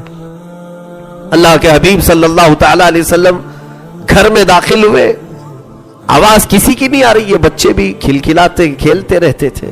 پوچھا کہ کیا حال ہے یہاں پر, کسی نے جواب نہیں دیا. ہوتا تو بیٹی رو رو کر کے شکایتیں کرتی کہ ابا جان گھر ایسا چل رہا ہے کہ کھانے کو نہیں ہے, کس کے گھر آپ شادی کر کے دے دیے. یہ ہزار شکایتیں فاطمہ کرتی اپنے باپ سے. رسول کریم صلی اللہ علیہ وسلم ایک لفظ نہیں کہا. صبر کی پہاڑ ہے. اللہ کے حبیب صلی اللہ علیہ وسلم نے 2 مرتبہ پوچھا, جواب کسی سے کچھ بھی نہیں آیا, سب خاموش تھے. جبرائیل امین آیت کریمہ لے کر اتر آئے. قرآن کی آیت نازل ہوئی سورہ دہر 29ویں پارے میں, وَيُطْعِمُونَ الطَّعَامَ عَلَى حُبِّهِ مِسْكِينًا وَيَتِيمًا وَأَسِيرًا. اے محبوب, یہ وہ گھرانہ ہے جو اپنے رب کی محبت میں کبھی مسکین کو کھلاتا ہے, کبھی یتیم کو, اور کبھی قیدیوں کو کھلاتا ہے. جبرائیل امین آ کر بتاتے ہیں. اور پھر جنت کا دسترخوان اترا. علی کے گھر پر جنت کا دسترخوان اترا. رسول کریم صلی اللہ علیہ وسلم نے کھانا پیش کیا اور فرمایا, مبارک ہو میرے گھر والوں, تم امتحان میں کامیاب ہو گئے. رب تبارک و تعالیٰ کی طرف سے یہ امتحان تھا. آنے والا نہ مسکین تھا, نہ یتیم تھا, نہ قیدی تھا. وہ شکلیں تو ان کی تھی, لیکن وہ اللہ کی طرف سے بھیجے گئے فرشتے تھے جو رسول اللہ کے گھر والوں کا امتحان لے رہے تھے. وہ لجپال گھرانہ میرے آقا کا, سرکار دو عالم صلی اللہ تعالی علیہ وسلم کی جود و سخا پورے اس گھرانے میں وابستہ تھی. آج بھی ہمارا عقیدہ یہی ہے میرے عزیزوں, فاطمہ کے نام سے بھی مولا کی بارگاہ میں مانگا جائے, رب تبارک و تعالیٰ ان ہاتھوں کو مایوس نہیں فرماتا, نا امید نہیں فرماتا. چادر زہرا کا واسطہ لے کر جب بھی مانگا گیا ہے ملتا ہے. مولا علی شیر خدا رضی اللہ تعالیٰ عنہ کا یہ گھر, جہاں رسول کریم صلی اللہ تعالیٰ علیہ وسلم نے ان کی تربیت بچپن سے فرمائی, تو ظاہر سی بات ہے زندگی گزارنے کے اسلوب بھی انہوں نے ایسے بنائے تھے. کبھی کسی سے شکایت نہیں, اپنے نفس کے لیے انہوں نے کوئی چیز نہیں کی. آپ اندازہ کریں, ہم تو سوچتے ہیں نا کہ طاقت کے لیے تو کاجو بادام ہونے چاہیے, چکن مٹن, بڑے بڑی غذائیں ہونی چاہیے, تبھی تو باڈی بنتی ہے, جسم بنتا ہے. وہ علی جو شیر خدا ہے, جن کے گھر میں 3 دن تک روزے اور وہ بھی پانی پر افطاری, اور طاقت کا یہ عالم ہے. اللہ اکبر. خیبر کا وہ واقعہ آپ کو میں بتاؤں, جب رسول کریم صلی اللہ علیہ وسلم اپنے صحابہ کے ساتھ یہودیوں کا علاقہ ہے خیبر, بہت سارے قلعے تھے یہودیوں کے, محاصرہ کیا. وہ قلعے آج بھی محفوظ ہیں, سعودیوں نے محفوظ رکھا ہے کیونکہ وہ یہودیوں کے تھے, انہوں نے محفوظ رکھا ہے. باقی ہمارے نبی کی جو نشانیاں تھی سب ختم کر دیا ہے, توڑ دیا, پھوڑ دیا, کیونکہ یہاں شرک ہوتا تھا ان کے نزدیک. اور یہودیوں کے قلعے آج بھی محفوظ ہیں خیبر میں, آج بھی ہے. ان قلعوں میں یہودی اندر بند رہ کر کے سازشیں رچتے تھے مدینے کے خلاف, بہت ساری پلاننگ ہوتی تھی. حضور صلی اللہ علیہ وسلم وہاں پر گئے, 7 دن تک کا محاصرہ رہا, اور جنگ کی نوبت ایسی آئی کہ روز صبح لڑائی ہوتی, شام میں ختم ہوتی, لیکن نتیجہ نہیں نکل رہا تھا. رسول کریم صلی اللہ علیہ وسلم نے 7ویں دن سارے صحابہ کو جمع کیا اور ارشاد فرمایا کہ دیکھنا کل کے صبح میں اسلامی پرچم, اسلامی جھنڈا ایسے شخص کے ہاتھ میں دوں گا جس کو اللہ اور اس کے رسول خوب محبت کرتے ہیں, اور وہ اللہ اور اس کے رسول کو خوب محبت کرتا ہے. سارے صحابہ رات بھر جاگتے رہے وہ صبح کے جھنڈے کے لیے کہ کس کے ہاتھ میں ملے گا. سب جمع ہوئے, رسول کریم صلی اللہ علیہ وسلم نے ایک نظر ڈالی مجمع پر, پھر پوچھا کہ علی کہاں ہے. اس مجمع میں حضرت علی نہیں تھے. آپ کو آشوب چشم کی بیماری لاحق ہو گئی تھی, آنکھ لال ہونا, پانی آنا. حضرت علی بیمار تھے, کہا کہ وہ بیمار ہیں, آشوب چشم ہے, آنکھوں سے پانی گر رہا ہے. رسول کریم صلی اللہ علیہ وسلم نے کہا بلاؤ. وہ اسی حالت میں آئے, بخار بھی تھا جسم پر. اللہ کے حبیب صلی اللہ علیہ وسلم نے اپنا لعاب پاک ان کی آنکھوں پہ لگایا اور کہا یہ جھنڈا لو, اللہ اور اس کے رسول تمہارے ہاتھ فتح رکھے ہیں, اللہ تمہارے ہاتھوں پر فتح رکھا ہے. حضرت علی رضی اللہ تعالیٰ عنہ اسی حالت میں جھنڈے کو اٹھاتے ہیں اور لے کر چلے. اب صحابہ جب حضرت علی کے جوش کو دیکھتے ہیں تو سارے 7 دنوں کا جوش ایک ساتھ آیا. خیبر میں جب یہودیوں کا مقابلہ ہونے لگا تو یہودیوں کا جو بڑا رئیس تھا مرحب، بہت طاقتور شخص تھا، رئیس الیہودی، وہ آیا سامنے اور اس کے جسم پر پورے لوہے کے کپڑے ہوتے تھے، لوہے کے کپڑے ہوتے تھے، جسم میں ٹوپی تک اس کی لوہے کی ہوتی. مرحب سامنے آیا اور پتہ نہیں کیسے کیسے رجزیہ اشعار پڑھ رہا تھا. کہہ رہا تھا میرے مقابل میں کون آیا ہے؟ تجھے معلوم ہے میرے گھر کے قریب کوئی چراگاہ بھی نہیں ہوتی، کوئی قریب بھی نہیں پھٹکتا میرے. حضرت علی رضی اللہ تعالیٰ عنہ نے بھی اس کے جواب میں کہا انا الذی سمیتنی امی حیدرہ، میں وہ ہوں جو میری ماں نے میرا نام ہی حیدر رکھا ہے. حیدر کچھار کا بہت ماہر شعر اسے کہا جاتا ہے. حضرت علی رضی اللہ تعالیٰ عنہ نے اس کے مقابل میں جب تلوار اٹھائی، مقابلہ تھوڑی دیر کا ہوا، لیکن یہ ذوالفقار حیدری تھی، رسول پاک صلی اللہ تعالیٰ علیہ وسلم کی عطا کی ہوئی تلوار تھی. اس تلوار سے آپ نے جب ایسے مارا کہ لوہے کو کاٹتی ہوئی تلوار گئی، اس کا سر آسمان پر اڑا، آسمان پر اڑا، اور جب وہ نیچے زمین پر ڈھہ گیا تو سارے یہودیوں میں خوف و ہراس پھیل گیا. لیکن پھر بھی ان کے اندر ایک قوت یہ تھی کہ بڑے بڑے قلعے کے دروازے بند تھے. حضرت علی رضی اللہ تعالیٰ عنہ ایک ہاتھ سے تلوار چلاتے رہے. صحابہ سے کہا کہ تم قلعوں کے اندر داخل ہو جاؤ. صحابہ نے کہا دروازے بند ہیں. حضرت علی نے خیبر کا بڑا پھاٹک ہلایا اور وہ پورے لوہے سے بنا ہوا دروازہ، اس زمانے کے، اس زمانے کے نہیں، اس زمانے کے 40 صحابہ اٹھاتے تھے اس دروازے کو تو اٹھ نہیں پاتا. حضرت علی نے اپنے سیدھے ہاتھ سے اکیلے اس دروازے کو اٹھایا اور اٹھا کر کے کھڑے رہے، یہاں تک کہ فرماتے ہیں تقریباً 600 صحابہ کے اندر جانے تک حضرت علی تنہا وہ ہاتھ میں اٹھا کر کھڑے رہے، اس دروازے کو اٹھا کر کھڑے رہے. ایک ہاتھ میں تلوار ہے، ایک ہاتھ میں اتنا بڑا پھاٹک دروازہ ہے. اور اس کے بعد کہا کہ سب خاطر خواہ صحابہ کی جماعت اندر جا چکی ہے تو آپ نے اس دروازے کو اٹھا کر کئی گز دور پھینکا. اسی لیے تو آپ کا لقب فاتح خیبر ہے. خیبر شکن آپ کو کہا گیا ہے، پورے خیبر کو توڑ دیا. اسی شام کو اللہ نے مسلمانوں کے ہاتھوں فتح عظیم عطا فرمائی. وہ فتح کا سہرا حضرت علی کے سر پہنچتا ہے. رسول کریم صلی اللہ علیہ وسلم نے صبح ہی بشارت دی تھی. میرے عزیزو، طاقت کا یہ عالم ہے، طاقت کا یہ عالم. اس صحابہ اس زمانے کے جو طاقتور تھے، اس زمانے کے میں سمجھتا ہوں 100 نہیں 1000 لوگوں کی طاقت ان کے پاس ہوتی تھی. آج بھی ان کی تلواریں رکھی ہوئی ہیں. مدینہ طیبہ میں بعض بزرگ ہیں جن کے ہاں اس زمانے کی تلواریں رکھی ہوئی ہیں. آج کے یہ باڈی بلڈر لوگوں کو لے جا کر کے بھی اٹھانے لگا ہو تو تلوار ان کے دونوں ہاتھوں سے نہیں اٹھتی اور پھر وہ لہراتے تھے ہواؤں میں، ایسے جیسے ٹماٹر کاٹنے والی چھری کو لہرایا جاتا ہے. وہ صحابہ کی طاقت ویسی تھی. تو ظاہر سی بات ہے ہم لوگ تو فارم کے پلے ہوئے لوگ ہیں، ساری غذائیں جو ہے فارم کی کھا رہے ہیں. زہر کھا کر کے کون سی طاقت بننے والی ہے؟ اس کے باوجود بھی غرور بہت زیادہ ہے. حضرت علی رضی اللہ تعالیٰ عنہ کرم اللہ وجہہ الکریم اس زمانے کے 40 مردوں کی طاقت تنہا رکھتے تھے. شیر خدا ان کو ایسے ہی نہیں کہا گیا. لیکن یہاں پر ایک بہت اہم مسئلہ مجھے بتانا ہے. اکثر ایسا ہوتا ہے کہ میرے عزیزو، جب رب تبارک و تعالیٰ کی نعمتیں کسی کے اندر آ جائیں تو پھر وہ 2 حالتوں سے خالی نہیں ہوتا. یا تو رب تعالیٰ کا شکر گزار بندہ بن جاتا ہے، یا تو پھر غرور و تکبر میں اترانے والا بن جاتا ہے. مال بھی غرور لاتا ہے، باڈی کی طاقت بھی غرور لاتی ہے، یا کوئی عہدہ اور منصب بھی اسے غرور میں لاتا ہے. یہ 3 چیزیں اسے گھمنڈ کی طرف لے جاتی ہیں. یہ بہت آزمائش کا وقت ہوتا ہے. دیکھنا کسی کے اندر زیادہ طاقت آ گئی اور پھر وہ بچ پائے، اپنے ہاتھ کو بچا لے جائے، وہ دنیا کا عظیم پہلوان ہے، وہ عظیم پہلوان ہے. یہاں تو لوگوں کو مکہ آزمائی کرتے بھی ہیں. کیوں میاں باکسنگ کیوں سیکھ رہے ہیں؟ تاکہ کسی کا چہرہ اور تھوپڑا بگاڑ سکیں. آزمائش کے لیے یہ لوگ کمزوروں کے چہرے ڈھونڈتے ہیں. جسم بنانے والوں کی اکثر یہ عادت ہے کہ پنجے مارتے رہیں کسی کو بھی.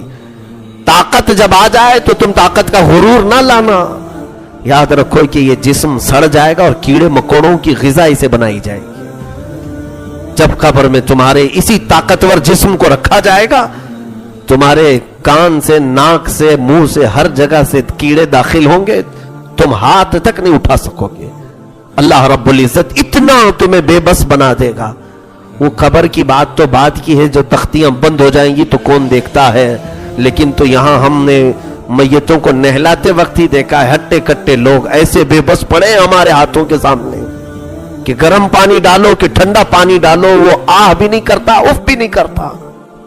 तुम्हारी सारी ताकतों का नशा सब खत्म हो जाता है। इसीलिए इस सिचुएशन पर गुरूर और तकब्बुर हरगिज़ आने न देना। मौला अली शेर खुदा रब्बाहु तआला अन्हु का हाल ये है, बाजार में चल रहे थे, एक खातून रो रही थी, एक लोंडी थी, उस जमाने की काम करने वाली कनीज थी। आप करीब गए, जब आप खलीफा वक्त थे, मनसब भी है आपके पास, ताकत भी है आपके पास। ऐसे नहीं कि फौजी ताकत पर के बलबोते आप लड़ते थे, पर्सनल अपनी खुद की भी ताकत थी। खलीफा वक्त है, बाजार में आपने देखा कि एक खातून रो रही, पूछा क्यों?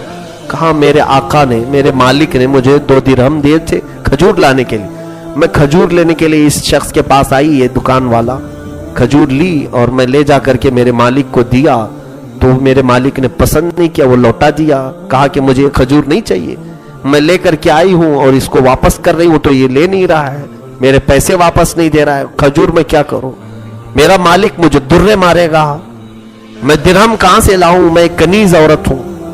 हज़रत अली रज़ियल्लाहु ताला अन्हु दरमियान में गए, कहा कि इस कनीज को इसके पैसे वापस कर दो, खजूरें तेरी सही सलामत वो लेकर आई हैं, ज्यादा वक्त भी नहीं गुजरा, उसमें ऐब भी नहीं हुआ है, ले लो।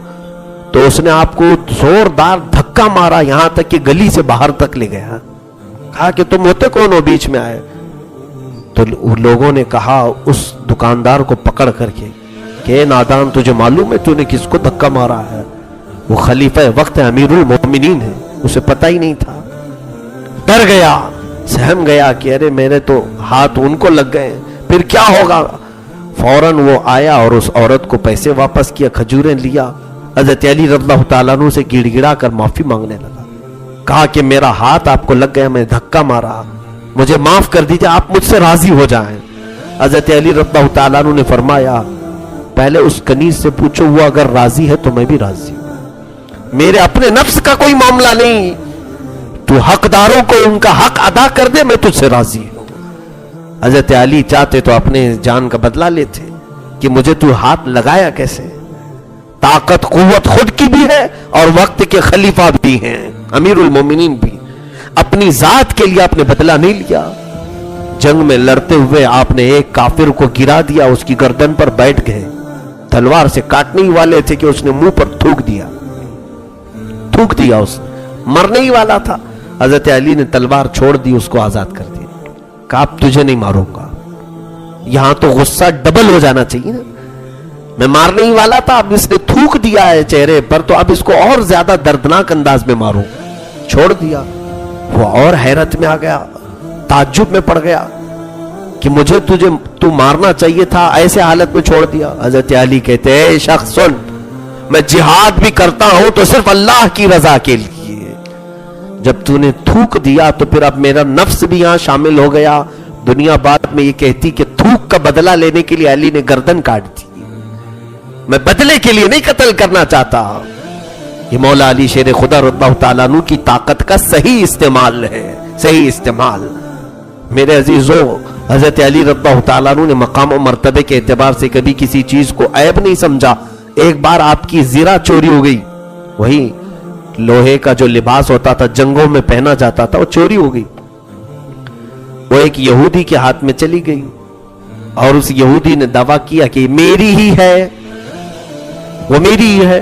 मुकद्दमा काजी के पास आया, जब अमीरुल मोमिनीन है, काजी शुरैह है, उस वक्त के काजी थे अदालत में। जब मुकद्दमा आया तो उस यहूदी को भी बुलाया गया, हज़रत अली को भी। हज़रत अली ने उस पर दावा किया कि ये ज़िरा मेरी है। उस यहूदी ने कहा, इसके पास गवाह क्या है, सबूत क्या है कि इसकी है? काजी ने पूछा कि ए अली, आपके पास कोई गवाह है कि ये ज़िरा आपकी है? कहा हां गवाह है। कौन देखा है? कहा मेरे बेटे हैं हसन और हुसैन। दोनों को तलब किया, वो दोनों दरबार अदालत में आए। हज़रत علی رضی اللہ تعالیٰ عنہ کی گواہی دی، لیکن قاضی شریح نے یہ کہہ کر کے انکار کر دیا کہ اسلام کے نظام میں باپ کے حق میں بیٹے کی گواہی نہیں قبول ہوگی، یہاں پھر رشتہ داری آ جائے گی، باپ کے حق میں بیٹے کی گواہی قبول نہیں ہوگی۔ ارے حسنین کریمین کی گواہی کو قاضی نے نہیں لیا، تو حضرت علی نے کہا ان کے علاوہ پھر میرے پاس کوئی گواہ نہیں۔ تو قاضی شریح نے کہا تو پھر علی تم دستبردار ہو جاؤ یہ زنا یہودی کی۔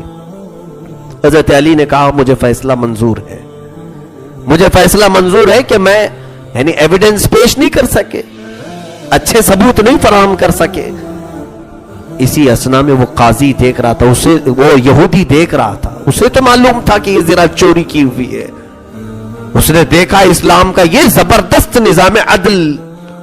وہ اسی وقت پکار کر کے کہا مجھے معلوم نہیں تھا کہ فیصلے ایسے بھی ہوتے ہیں، ایک طرف وقت کا خلیفہ کھڑا ہے، امیر المومنین کھڑا ہے، اور قاضی اسے بھی نہیں دیکھ رہا ہے، وہ اس کے سامنے اسلام ہے اور قوانین اسلام ہے۔ تو یہودی نے کہا قاضی اسلام میں گواہی دیتا ہوں کہ یہ زنا علی کی ہی تھی، اور ساتھ ہی یہ بھی گواہی دیتا ہوں کہ اسلام سچا مذہب ہے۔ وہ ایمان لے آیا۔ مولا علی شیر خدا رضی اللہ تعالیٰ عنہ کے ان معاملات میں میرے عزیزوں کہیں پر بھی غرور اور تکبر نظر نہیں آتا کہ میں امیر المومنین ہوں تو میرے لیے کچھ خصوصیات ہونی چاہیے، میرے لیے کچھ اسپیشل چیزیں ہونی چاہیے، کبھی آپ نے یہ معاملات نہیں فرمائے۔ سیدنا علی کرم اللہ وجہہ الکریم کی خلافت تقریباً 4.5 سال جو بھی چلی، اس میں پورے عدل و انصاف سے آپ نے بھر دیا تھا۔ عدل میں تو آپ زمانے رسول میں ہی مشہور تھے، رسول کریم صلی اللہ علیہ وسلم کے زمانے میں ایک بار آپ کو یمن کا قاضی بنا کر بھیجا گیا تھا۔ یمن میں کئی لوگ گئے لیکن ان لوگوں کو اٹریکٹ نہیں کر پائے۔ حضرت علی جب گئے تو یمن کا بڑے بڑے قبیلے اسلام میں آ گئے۔ حضرت علی رضی اللہ تعالیٰ عنہ کے پاس ایک مقدمہ آیا تھا، وہ عجیب نوعیت کا مقدمہ تھا۔ تو یمن والوں نے کہا کہ ایک کھڈا کھودا گیا تھا، وہ شیر کو پکڑنے کے لیے گڑھا کھودتے تھے اس وقت، تو لوگ وہاں پر پہنچے تو آلریڈی اس میں شیر گرا ہوا تھا ایک، تو 4 لوگ ایسے تھے جو اس گڑھے کے قریب گئے تو ایک کا پیر پھسل گیا، وہ جاتے جاتے دوسرے کا پیر اس نے پکڑ لیا جو قریب میں تھا، تو دوسرا بھی اس کے ساتھ گڑھے میں گیا، اور دوسرا تیسرے کو پکڑا، وہ بھی ساتھ میں تیسرا ایک چوتھے کو بھی پکڑا تھا، چاروں نیچے گڑھے میں چلے گئے، ایک دوسرے کو پکڑ رہے تھے بچنے کے لیے، اور چاروں نیچے گڑھے میں گر گئے، اور شیر نے چاروں کی درگت بنائی، چاروں کو اچھا زخمی کیا اور مار ڈالا، اس گڑھے میں چاروں مر گئے۔ اب چاروں کے جو رشتہ دار تھے وہ سب بھڑکے ہوئے تھے کہ ہمیں بدلہ چاہیے، بدلہ کس سے لیں گے، کون کس سے لے گا؟ تو اس میں جو پہلے والا تھا اس نے دوسرے کے پیر پکڑے تھے، تو دوسرا جو گر کر کے مرا ہے، دوسرے کے گھر والے پہلے کے گھر والوں سے بدلہ چاہ رہے تھے کہ تمہارا بندہ ہمارے بندے کا پیر پکڑا تھا، اس لیے دیت جو ہے نا تم لوگ دو گے ہم کو۔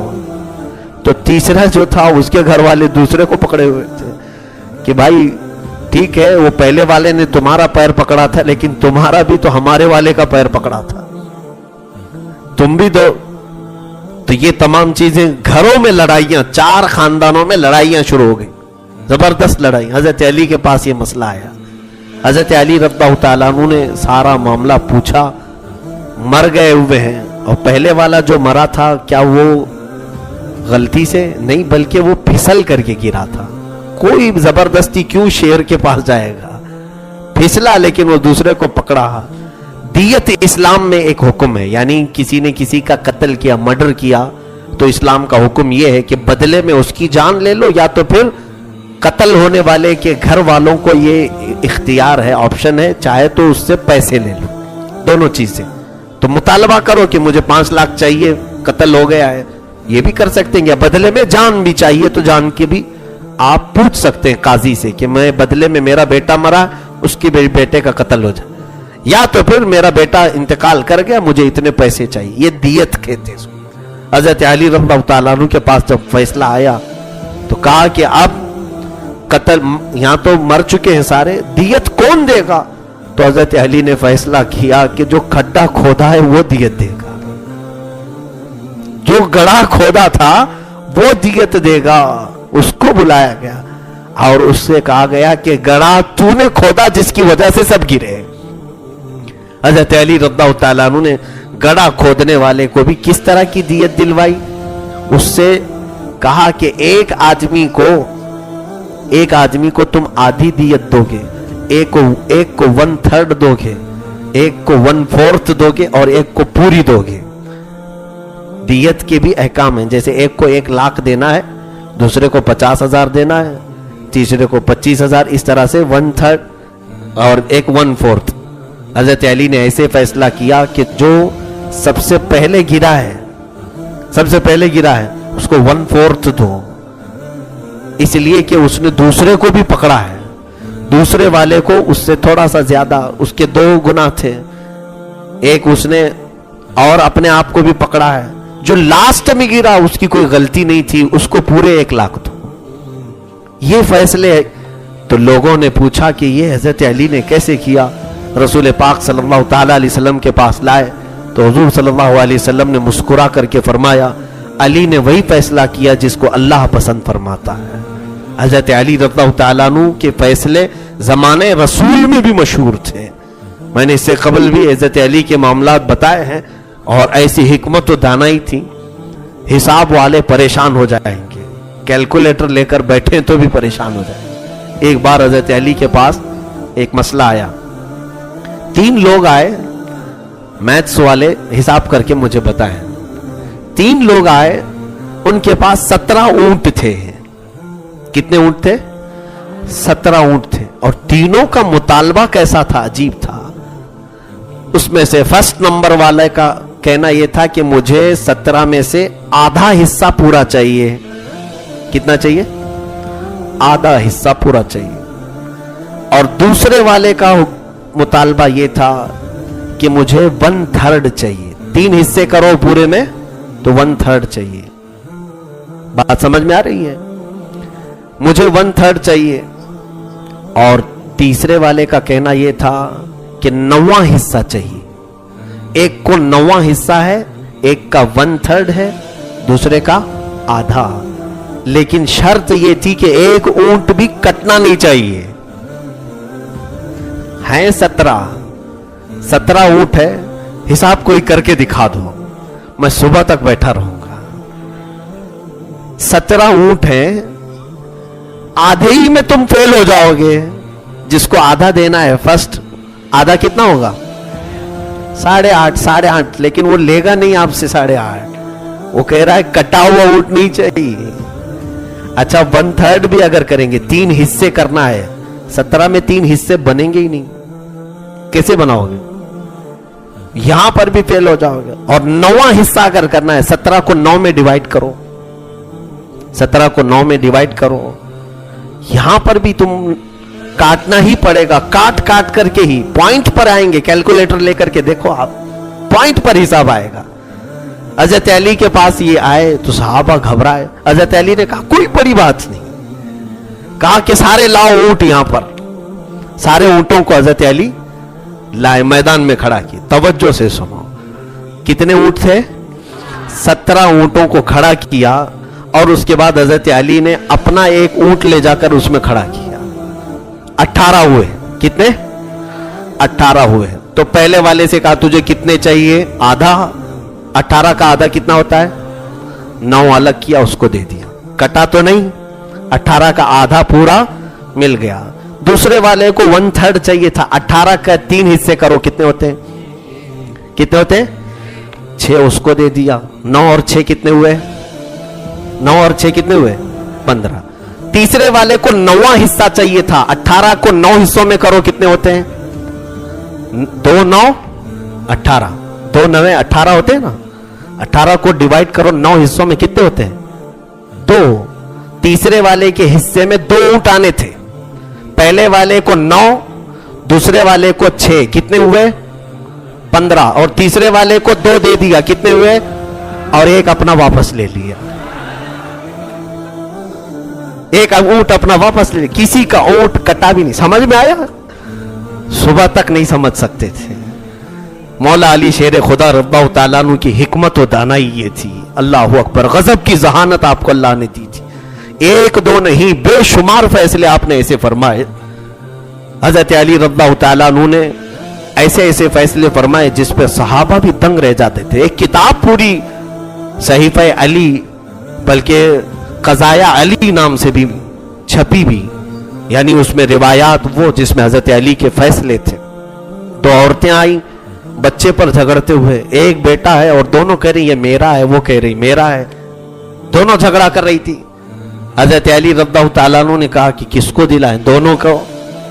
تو حضرت علی نے ایک بوڑھی عورت باہر گزر رہی تھی اس کو بلایا، خاتون ادھر آ، کہا یہ دونوں عورتوں میں سے بچہ لے لے، آدھا آدھا کاٹ کر کے آدھا اس کو دے دے آدھا دے دے، جھگڑا ختم ہو جائے گا.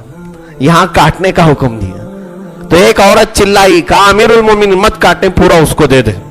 یہ دوسری جو عورت مانگ رہی تھے، حضرت علی نے وہ بچہ اس سے لیا اور جس عورت نے ایسا کہا تھا اس کو دیا، کیونکہ اصلی ماں اپنے بچے کو کٹنے نہیں دے گی. آپ نے فرمایا. دوسری عورت خاموش تھی، وہ کہہ رہی تھی کہ ہاں بچہ کاٹو، کیونکہ جس کو بچے نہیں ہوتے وہ بچوں سے نفرت کر رہی ہوتی ہے، کبھی کبھار ایسا ہوتا ہے. حضرت علی کا یہ بھی فیصلہ تھا. ایک عورت کے پاس دو لوگ دھوکہ دینے کے لیے ایسا کام کیے. دو لوگ آئے چیٹر لوگ، 1,00,000 دینار اس کے پاس رکھے اور اس سے کہا کہ جب تک ہم دونوں واپس نہیں آئے یہ 1,00,000 دینار دینا مت. وہ عورت پرہیزگار عورت تھی. گئے 1 سال کے بعد ایک شخص اس میں سے آیا اور آ کر کے رونے لگا، میرا دوست مر گیا، انتقال ہو گیا، 1,00,000 دینار مجھے دے دو.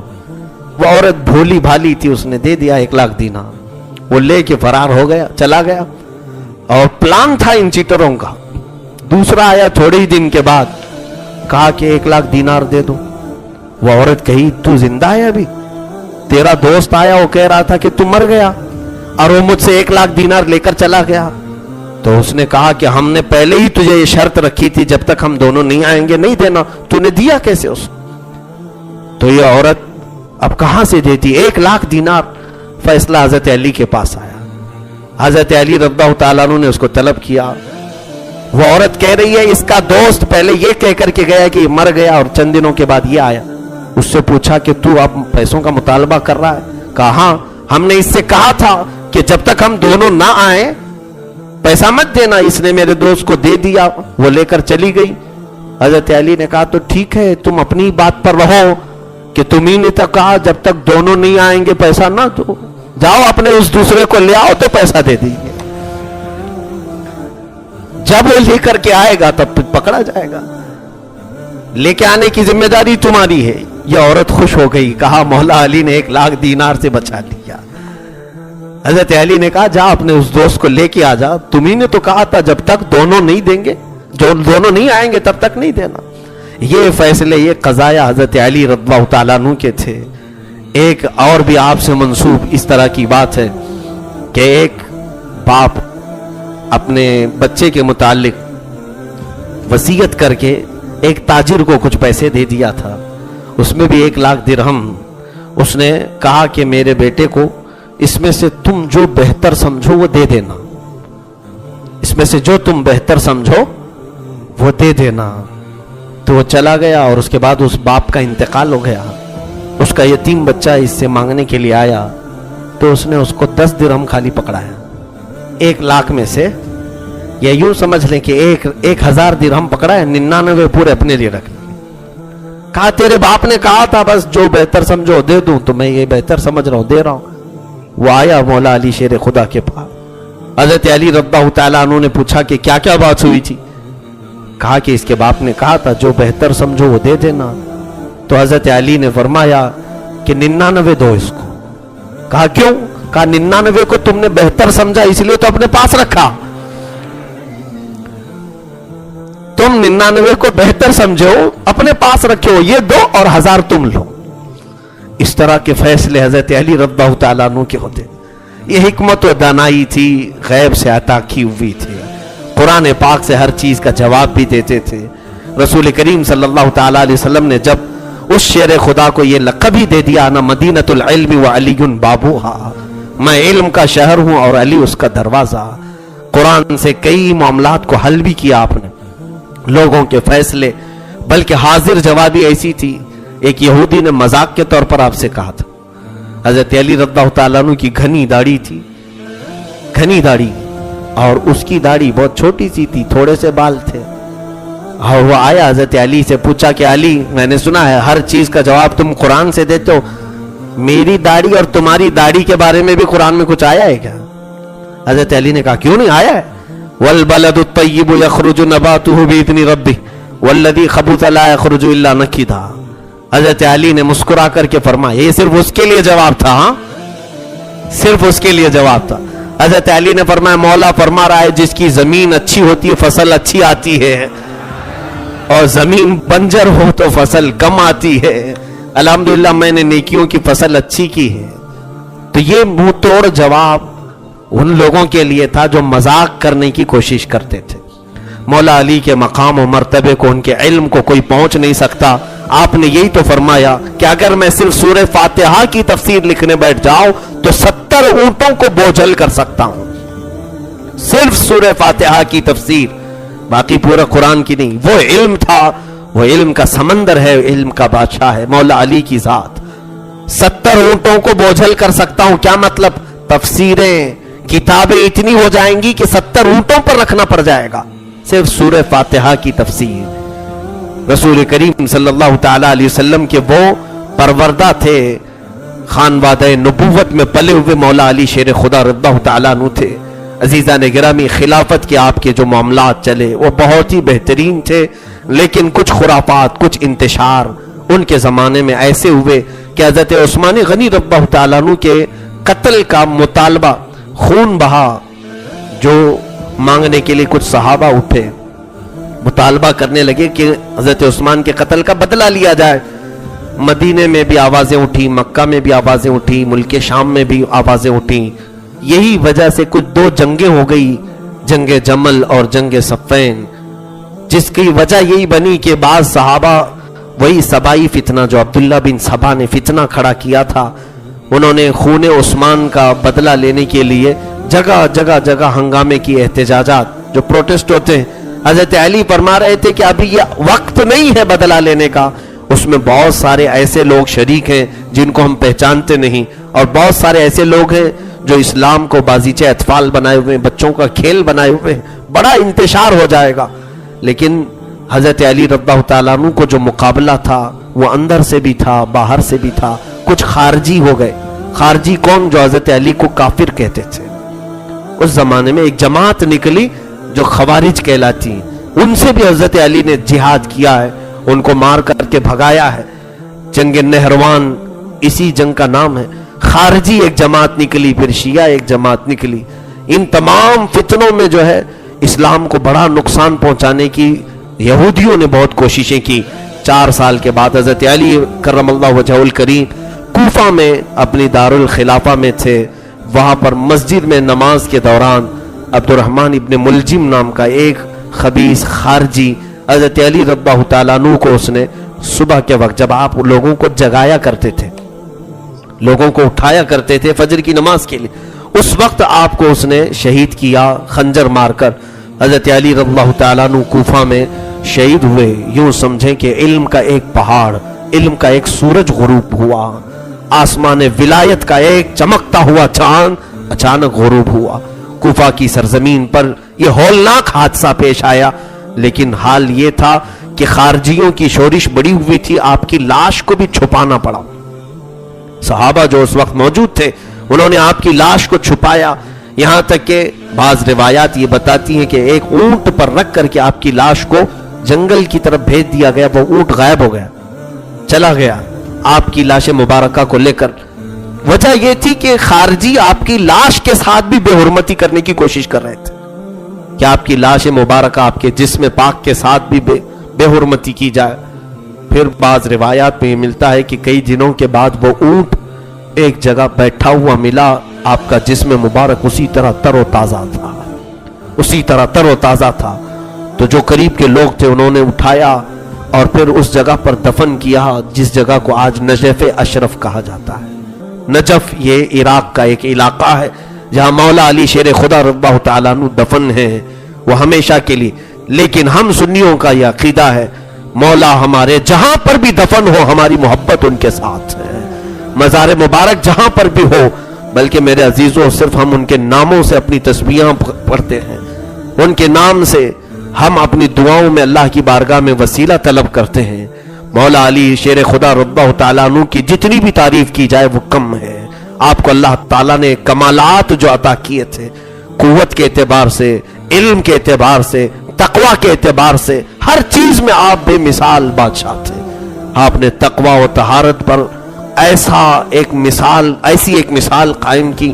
صحابہ کرام رضوان اللہ علیہم اجمعین فرماتے مولا علی شیر خدا جب نماز کے لیے آتے تھے تو آپ کا رنگ پیلا پڑ جاتا تھا، اذان سنتے ہی چہرہ پورا زرد ہوتا تھا، اور لوگ دیکھتے کہ ان کے جسم کے رونگٹے بالکل کھڑے ہو جاتے تھے اذان کی آواز سے۔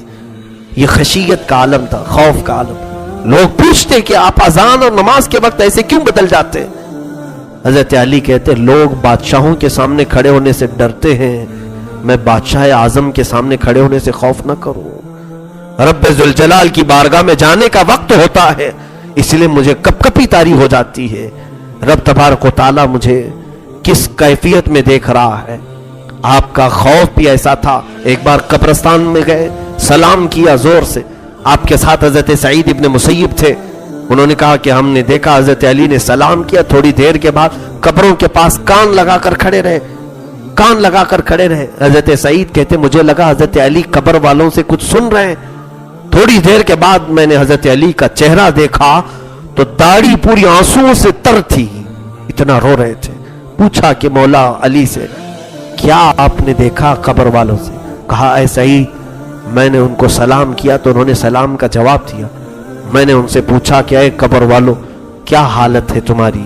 تو قبروں والوں نے کہا علی ہماری حالتیں مت پوچھو، ہمارے وہ چہرے جن کو ہم آئینوں میں گھنٹوں سجایا کرتے تھے مولا نے ان چہروں پر بچھو چھوڑ دیے ہیں، ہمارے بالوں میں پیپ آ چکے ہیں، ہماری ناک سڑ چکی ہے، ہمارے دانتوں پر کیڑے مکوڑے لگا دیے گئے ہیں، ہمارا پیٹ پھٹ کر بدبو پیدا کر رہا ہے، رب تعالیٰ نے ہمارے پورے جسم کو کیڑوں کی غذا بنائی ہے۔ وہ بیان کرتے جا رہے تھے۔ حضرت علی فرماتے ہیں سعید ان کی باتیں ایسی دردناک تھی کہ اگر دیکھنے کو وہ کیفیت مل جائے تو کوئی دنیا میں زندہ بھی نہیں رہے گا، وہ ہیبت سے مر جائے گا قبر کے حالات سے۔ مولا علی شیر خدا رضی اللہ تعالیٰ عنہ کثرت سے روتے تھے اپنی قبر کو یاد کر کے۔ اے میرے عزیزو، جس کو اللہ کے رسول نے دنیا میں جنت کی بشارت دی، جن کو اللہ کے رسول نے ولایت کا سردار کہا، جن کو اللہ کے رسول نے اسد اللہ کہا، اللہ کا شیر کہا، جن کو اللہ کے رسول نے اپنی بیٹی نکاح میں دی، وہ علی قبر سے ڈرتے ہیں۔ ہمیں کیا ہو گیا؟ ہمارے اندر تو خوف نام کی کوئی چیز ہی نہیں ہے۔ ایسے اتراتے ہوئے غرور و گھمنڈ سے ہم ناچتے ہیں، نمازیں تو اتنی ہماری گئی ہوئی ہے۔ ارے میاں عزیزو، مولا علی شیر خدا رضی اللہ تعالیٰ عنہ کی پوری زندگی پاک میں ایک نماز قضا نہ تھی، وہ بھی ایک نماز جس میں رسول پاک صلی اللہ علیہ وسلم آپ کے زانو پر سر رکھ کر سو رہے ہیں، عصر کا وقت ہے، سورج ڈوبا تو علی کو رونا آ گیا، ہائے میری زندگی میں پہلی نماز جا رہی ہے۔ حضور پاک عصر کی نماز پڑھ کر آرام کر رہے تھے، حضرت علی نے نماز نہیں پڑھی تھی عصر کی، سورج ڈوب رہا تھا، رونا آ گیا، اتنا روئے کہ حضور کے چہرے پر آنسو گر گئے۔ سورج غروب ہوا، اللہ اکبر، ہم نے جنگوں میں حضرت علی کو روتے نہیں دیکھا، گھر میں غربت کی وجہ سے روتے ہوئے نہیں دیکھا، چکی پیستی ہوئی فاطمہ کی تکلیف دیکھ کر کے روتے ہوئے نہیں دیکھا۔ مولا علی کی آنکھوں میں آنسو تھے تو نماز کے قضا ہونے پر تھے، نماز میری چلی گئی۔ یہ تھا شیر خدا کا تقوی۔ رسول کریم صلی اللہ علیہ وسلم نے وہ نماز بھی ضائع ہونے نہیں دیا آپ کی، کیونکہ محبت رسول میں قضا کی تھی۔ اللہ کے حبیب صلی اللہ علیہ وسلم نے اسی وقت سورج کو اشارہ فرمایا، وہ ڈوبا ہوا سورج عصر کے مقام پر آیا۔ یہ جو میرے آقا کا معجزہ ظاہر ہوا، ڈوبے سورج کو واپس پلٹایا حضور نے، کس کے لیے؟ والی مرتضیٰ کے لیے، شیر خدا کے لیے۔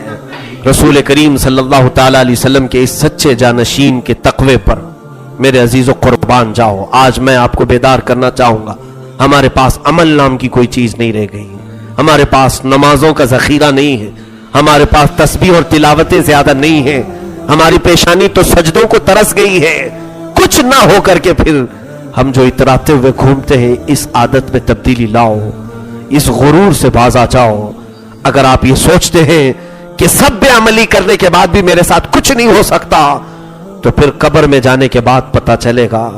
رسول کریم صلی اللہ تعالی علیہ وسلم کے متعلق بزرگوں نے فرمایا, قبر میں جانے والا ایک بندہ ایسا بھی ہوگا جب منکر نکیر اس سے تیسرا سوال کر رہے ہوں گے حضور کو دکھا کر کے, ان کے بارے میں تو کیا کہتا تھا؟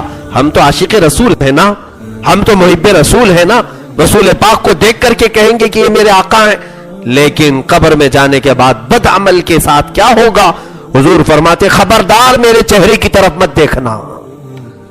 بزرگوں نے فرمایا ہے حضور یہ بیان کریں گے کہ میرے چہرے کی طرف مت دیکھنا, اس لیے کہ دنیا میں تجھے میرا چہرہ پسند کہاں تھا, تجھے تو دوسروں کا چہرہ پسند تھا. عزیزان گرامی, اس وقت اگر میرے آقا اپنا چہرہ موڑ لے, کس کو بلاؤ گے؟ دعائی کے لیے کس کو بلاؤ گے؟ مدد کے لیے کس کو پکارو گے؟ اسی لیے ہماری زندگیوں کی تبدیلی کی طرف ہم سب کو توجہ کرنے کی ضرورت ہے. نمازیں اتنی ترک نہ کرو کہ تمہارے اوپر نماز جنازہ پڑھ دیا جائے اور تمہاری نمازیں ویسی باقی رہ جائیں. عزیزان گرامی وقار, مولا علی شیر خدا رضی اللہ تعالیٰ عنہ کی اس آخری مجلس میں, خلفائے راشدین کے یہ چوتھے خلیفہ کی آخری مجلس تھی. آپ اس بات کو طے کریں کہ قیامت کے دن جسے علی کے ساتھ اٹھنا ہے اسے نماز کا دامن چھوڑنا نہیں ہوگا, اسے نماز کا دامن پکڑنا ہوگا. اس لیے کہ علی اس کے ساتھ ہوں گے جو نبی کے ساتھ ہوگا, نبی کے ساتھ وفا کیا ہوگا. میرے آقا کی سنتیں جسے عزیز ہیں انشاءاللہ وہ دیکھے گا قیامت کے دن, کیونکہ میرے آقا نے فرمایا المرء مع من احب. قیامت کے دن ہر آدمی اسی کے ساتھ اٹھایا جائے گا جس سے وہ محبت کرتا تھا.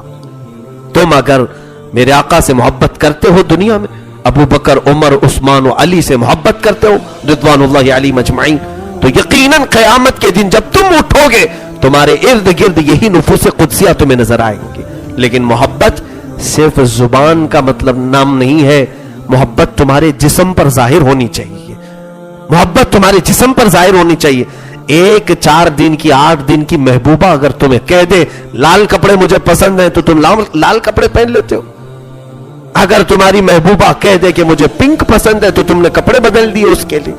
جو فانی محبت ہے, مجازی عشق ہے, تم اپنی اس مجازی عشق کے لیے اپنا سب حلیہ بدلتے ہو. اس سے پوچھتے بھی ہو نا کہ تجھے کیسا چہرہ پسند ہے, کون سی غذا پسند ہے, کیا لائک کرتے ہو آپ. سب سے پہلے یہی سارے سوالات ہوتے ہیں, کیوں اسے راضی رکھنے کے لیے. کبھی آپ نے میرے آقا صلی اللہ تعالی علیہ وسلم سے کی متعلق نہیں پوچھا کہ حضور کیا لائک کرتے ہیں, کیا پسند کرتے ہیں, کہ حضور اگر میری طرف دیکھیں تو خوش ہو جائے. عزیزان گرامی, اس فکر کو بھی اپنے اندر گھر کرو, یقیناً کامیابی ہمارے ساتھ ہے. رسول کریم صلی اللہ علیہ وسلم کی نصرت و حمایت ہمارے ساتھ ہے. رسول کریم صلی اللہ تعالی علیہ وسلم کے شہدائی مولا علی شیر خدا کو جن لوگوں نے شہید کیا وہ خارجی تھے, ان پر اللہ کی لاکھوں لعنتیں ہوں. جنہوں نے در نایاب کو اس دنیا سے ختم کرنے کی ناپاک کوششیں کی, لیکن حضرت علی کے غم میں ہم ماتم نہیں کرتے, ماتم نہیں کرتے. ایک بات یاد رکھیں, ابھی عاشورہ آنے والا ہے, جگہ جگہ ماتم کے وہ مناظر دیکھنے کے لیے بھی لوگ جاتے ہیں. ماتم دیکھنا ہے, ماتم دیکھ. اور ماتم کرنے والے ایک صاحب ہیں, انہوں نے ہم سے کہا بھی تھا کہ برا کیا ہے اس میں, غم حسین تو منا رہے ہیں ہم, حسین کا غم منانے سے آپ کو کیا تکلیف ہو رہی؟ میاں ہم کو تکلیف کائے کو ہوگی, آپ سینہ ٹھوکیں گے تو آپ ہی کو ہوگی, ہم کو کہاں. ہم کو تکلیف اس بات کی ہو رہی ہے کہ حسین نے کبھی اس بات کا حکم ہی نہیں دیا, نہ ہی اہل بیت نے کبھی حکم دیا. مجھے یہاں وہ بات یاد آتی ہے, ہمارے ماضی قریب کے ایک بڑے عالم دین ہیں شاہ احمد نورانی صاحب رحمۃ اللہ علیہ, آپ سے شیعہ علماء نے کہا تھا کہ مولانا آپ سنی لوگ ہیں, ہم شیعہ لوگ ہیں, دونوں میں سب برابری ہے, سب چیزیں ملتی جلتی ہیں. آپ بھی اہل بیت سے محبت کرتے ہو, ہم بھی محبت کرتے ہیں, آپ بھی حسن حسین کو چاہتے. وہابیوں سے ان کی نہیں جمتی, شیعوں کی ہم سے جمتی ہے. کیوں کہ سنی بھی اہل بیت کو اپنا امام مانتے ہیں, ہم بھی امام حسین کو اپنا آقا تسلیم کرتے ہیں. انہوں نے کہا آپ کی ہماری سب جمتی ہے, ایک ہی چیز نہیں جم رہی ہے. شیعہ مولانا نے کہا ہم ماتم کرتے ہیں, آپ نہیں ماتم کرتے, آؤ آپ بھی ایک بار ماتم کر لو, سب ختم ہی ہو جائے گا, اختلاف ہی ختم. ایک بار آپ ہمارے لیے ماتم کر لو غم حسین میں، شیعہ سنی سب برابر ہو جائیں گے۔ ہمارے علامہ شاہ احمد نورانی صاحب نے جواب دیا تھا، ہاں ہم اس کے لیے بھی راضی، ہم اس کے لیے بھی، سارے اتفاقات ہیں ہمارے اور آپ کے درمیان محبت میں، شرط یہ ہے کہ ماتم کریں گے سینہ آپ کا ہوگا، ہاتھ ہمارا ہوگا، ماتم اس طرح سے کریں گے۔ اور بزرگوں نے فرمایا ہے کہ ماتم پر دلیل دینے والے بعض لوگوں نے کہا، سیدنا اویس قرنی رضی اللہ تعالیٰ عنہ نے، سیدنا اویس قرنی رضی اللہ تعالیٰ عنہ قرن میں یمن میں جب ان کو خبر ہوئی کہ حضور صلی اللہ علیہ وسلم کے دانت مبارک شہید ہوئے جنگ احد میں، حضرت اویس نے اپنے دانتوں کو توڑ لیا تھا کہ رسول اللہ صلی اللہ علیہ وسلم کے دانت شہید، جبکہ 2 ہی دانت حضور کے شہید ہوئے تھے، اور حضرت اویس قرنی کے متعلق لوگوں نے کہا کہ انہوں نے اپنے منہ کے پورے دانت توڑ لی۔ تو شیعہ حضرات کہتے ہیں حضرت اویس قرنی جب حضور کی محبت میں اپنے دانت توڑ سکتے ہیں تو ہم سینہ کیوں نہیں مار سکتے حسین کے غم میں؟ یہ بہت بڑی دلیلیں لاتے ہیں اس طرح۔ پہلی چیز تو یہ کہ واقعہ جھوٹا ہے، حضرت اویس قرنی کے متعلق ایسا واقعہ جو مشہور ہے اس کی بنیاد ہی نہیں ہے، یہ صحیح روایت نہیں ہے۔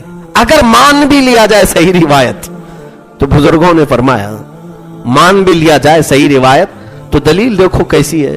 حضور صلی اللہ تعالیٰ علیہ وسلم کے دانت شہید ہوئے تھے، کیا دانت؟ حضرت اویس قرنی نے کیا کیا؟ حضور کی محبت میں اپنے دانت شہید کیا۔ اور کربلا میں امام حسین کا کیا کٹا تھا؟ گردن کٹا تھا۔ تو ماتم میں بھی کیا کٹنا چاہیے؟ تو یہ صحیح ماتم ہے۔ پھر حضرت اویس قرنی نے دانت کے بدلے دانت اپنے شہید کر لی۔ حسین کے غم میں حقیقی ماتم تو یہ ہے کہ ان کا سر کٹ گیا، یہاں بھی سر کٹ جائے تو معاملہ ہی کلیئر ہو جائے، پھر اختلاف ہی نہیں رہے گا۔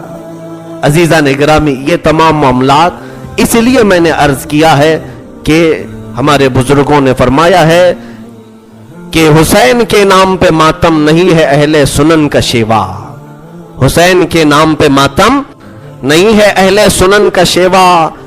کہ شعر حضرت علامہ نظمی میاں رحمت اللہ تعالی علیہ فرماتے ہیں، شہید مرتے نہیں ہیں، قرآن یہ گواہی دے رہا ہے، شہید مرتے نہیں ہیں، اور جو نہیں مرا ہے اس کا ماتم کیوں کریں؟ ہم جو مرا نہیں ہے اس کا ماتم کیوں کریں؟ ہم تو حسین اعظم کو کہتے، قرآن کی آیتیں ان کو زندہ بتا رہی ہیں، وہ زندوں کے امام ہیں، اور الحمدللہ ہم امام حسین ہو، علی مرتضیٰ ہو، ان کو اپنی قبروں میں زندہ تسلیم کرتے ہیں، اور وہ زندوں کے آقا و امام ہیں۔ مولا ہماری محفلوں کو قبول فرمائے، مولا علی شیر خدا رضی اللہ تعالیٰ عنہ کے دربار میں آج جو کچھ بھی کہا گیا ہے کہنے سننے سے زیادہ عمل کی توفیق عطا فرمائے۔ رب ذوالجلال علی مرتضیٰ رضی اللہ تعالیٰ عنہ کے صدقات ہم سب کے گھروں میں عطا فرمائے۔ یا رب ذوالجلال تیرے دربار میں یہ التجا ہے، مشکلیں حل کر شہ مشکل کشا کے واسطے، مشکلیں حل کر شہ مشکل کشا کے واسطے، مشکلیں حل کر شہ مشکل کشا کے واسطے، کربلائیں رد شہید کربلا کے واسطے، لی خمسۃ اطفی بہا حر الوباء الحاطمہ، المصطفى والمرتضى وابناهما والفاطمہ، وصلی اللہ تعالی علی خیر خلقہ محمد وآلہ وصحبہ اجمعین۔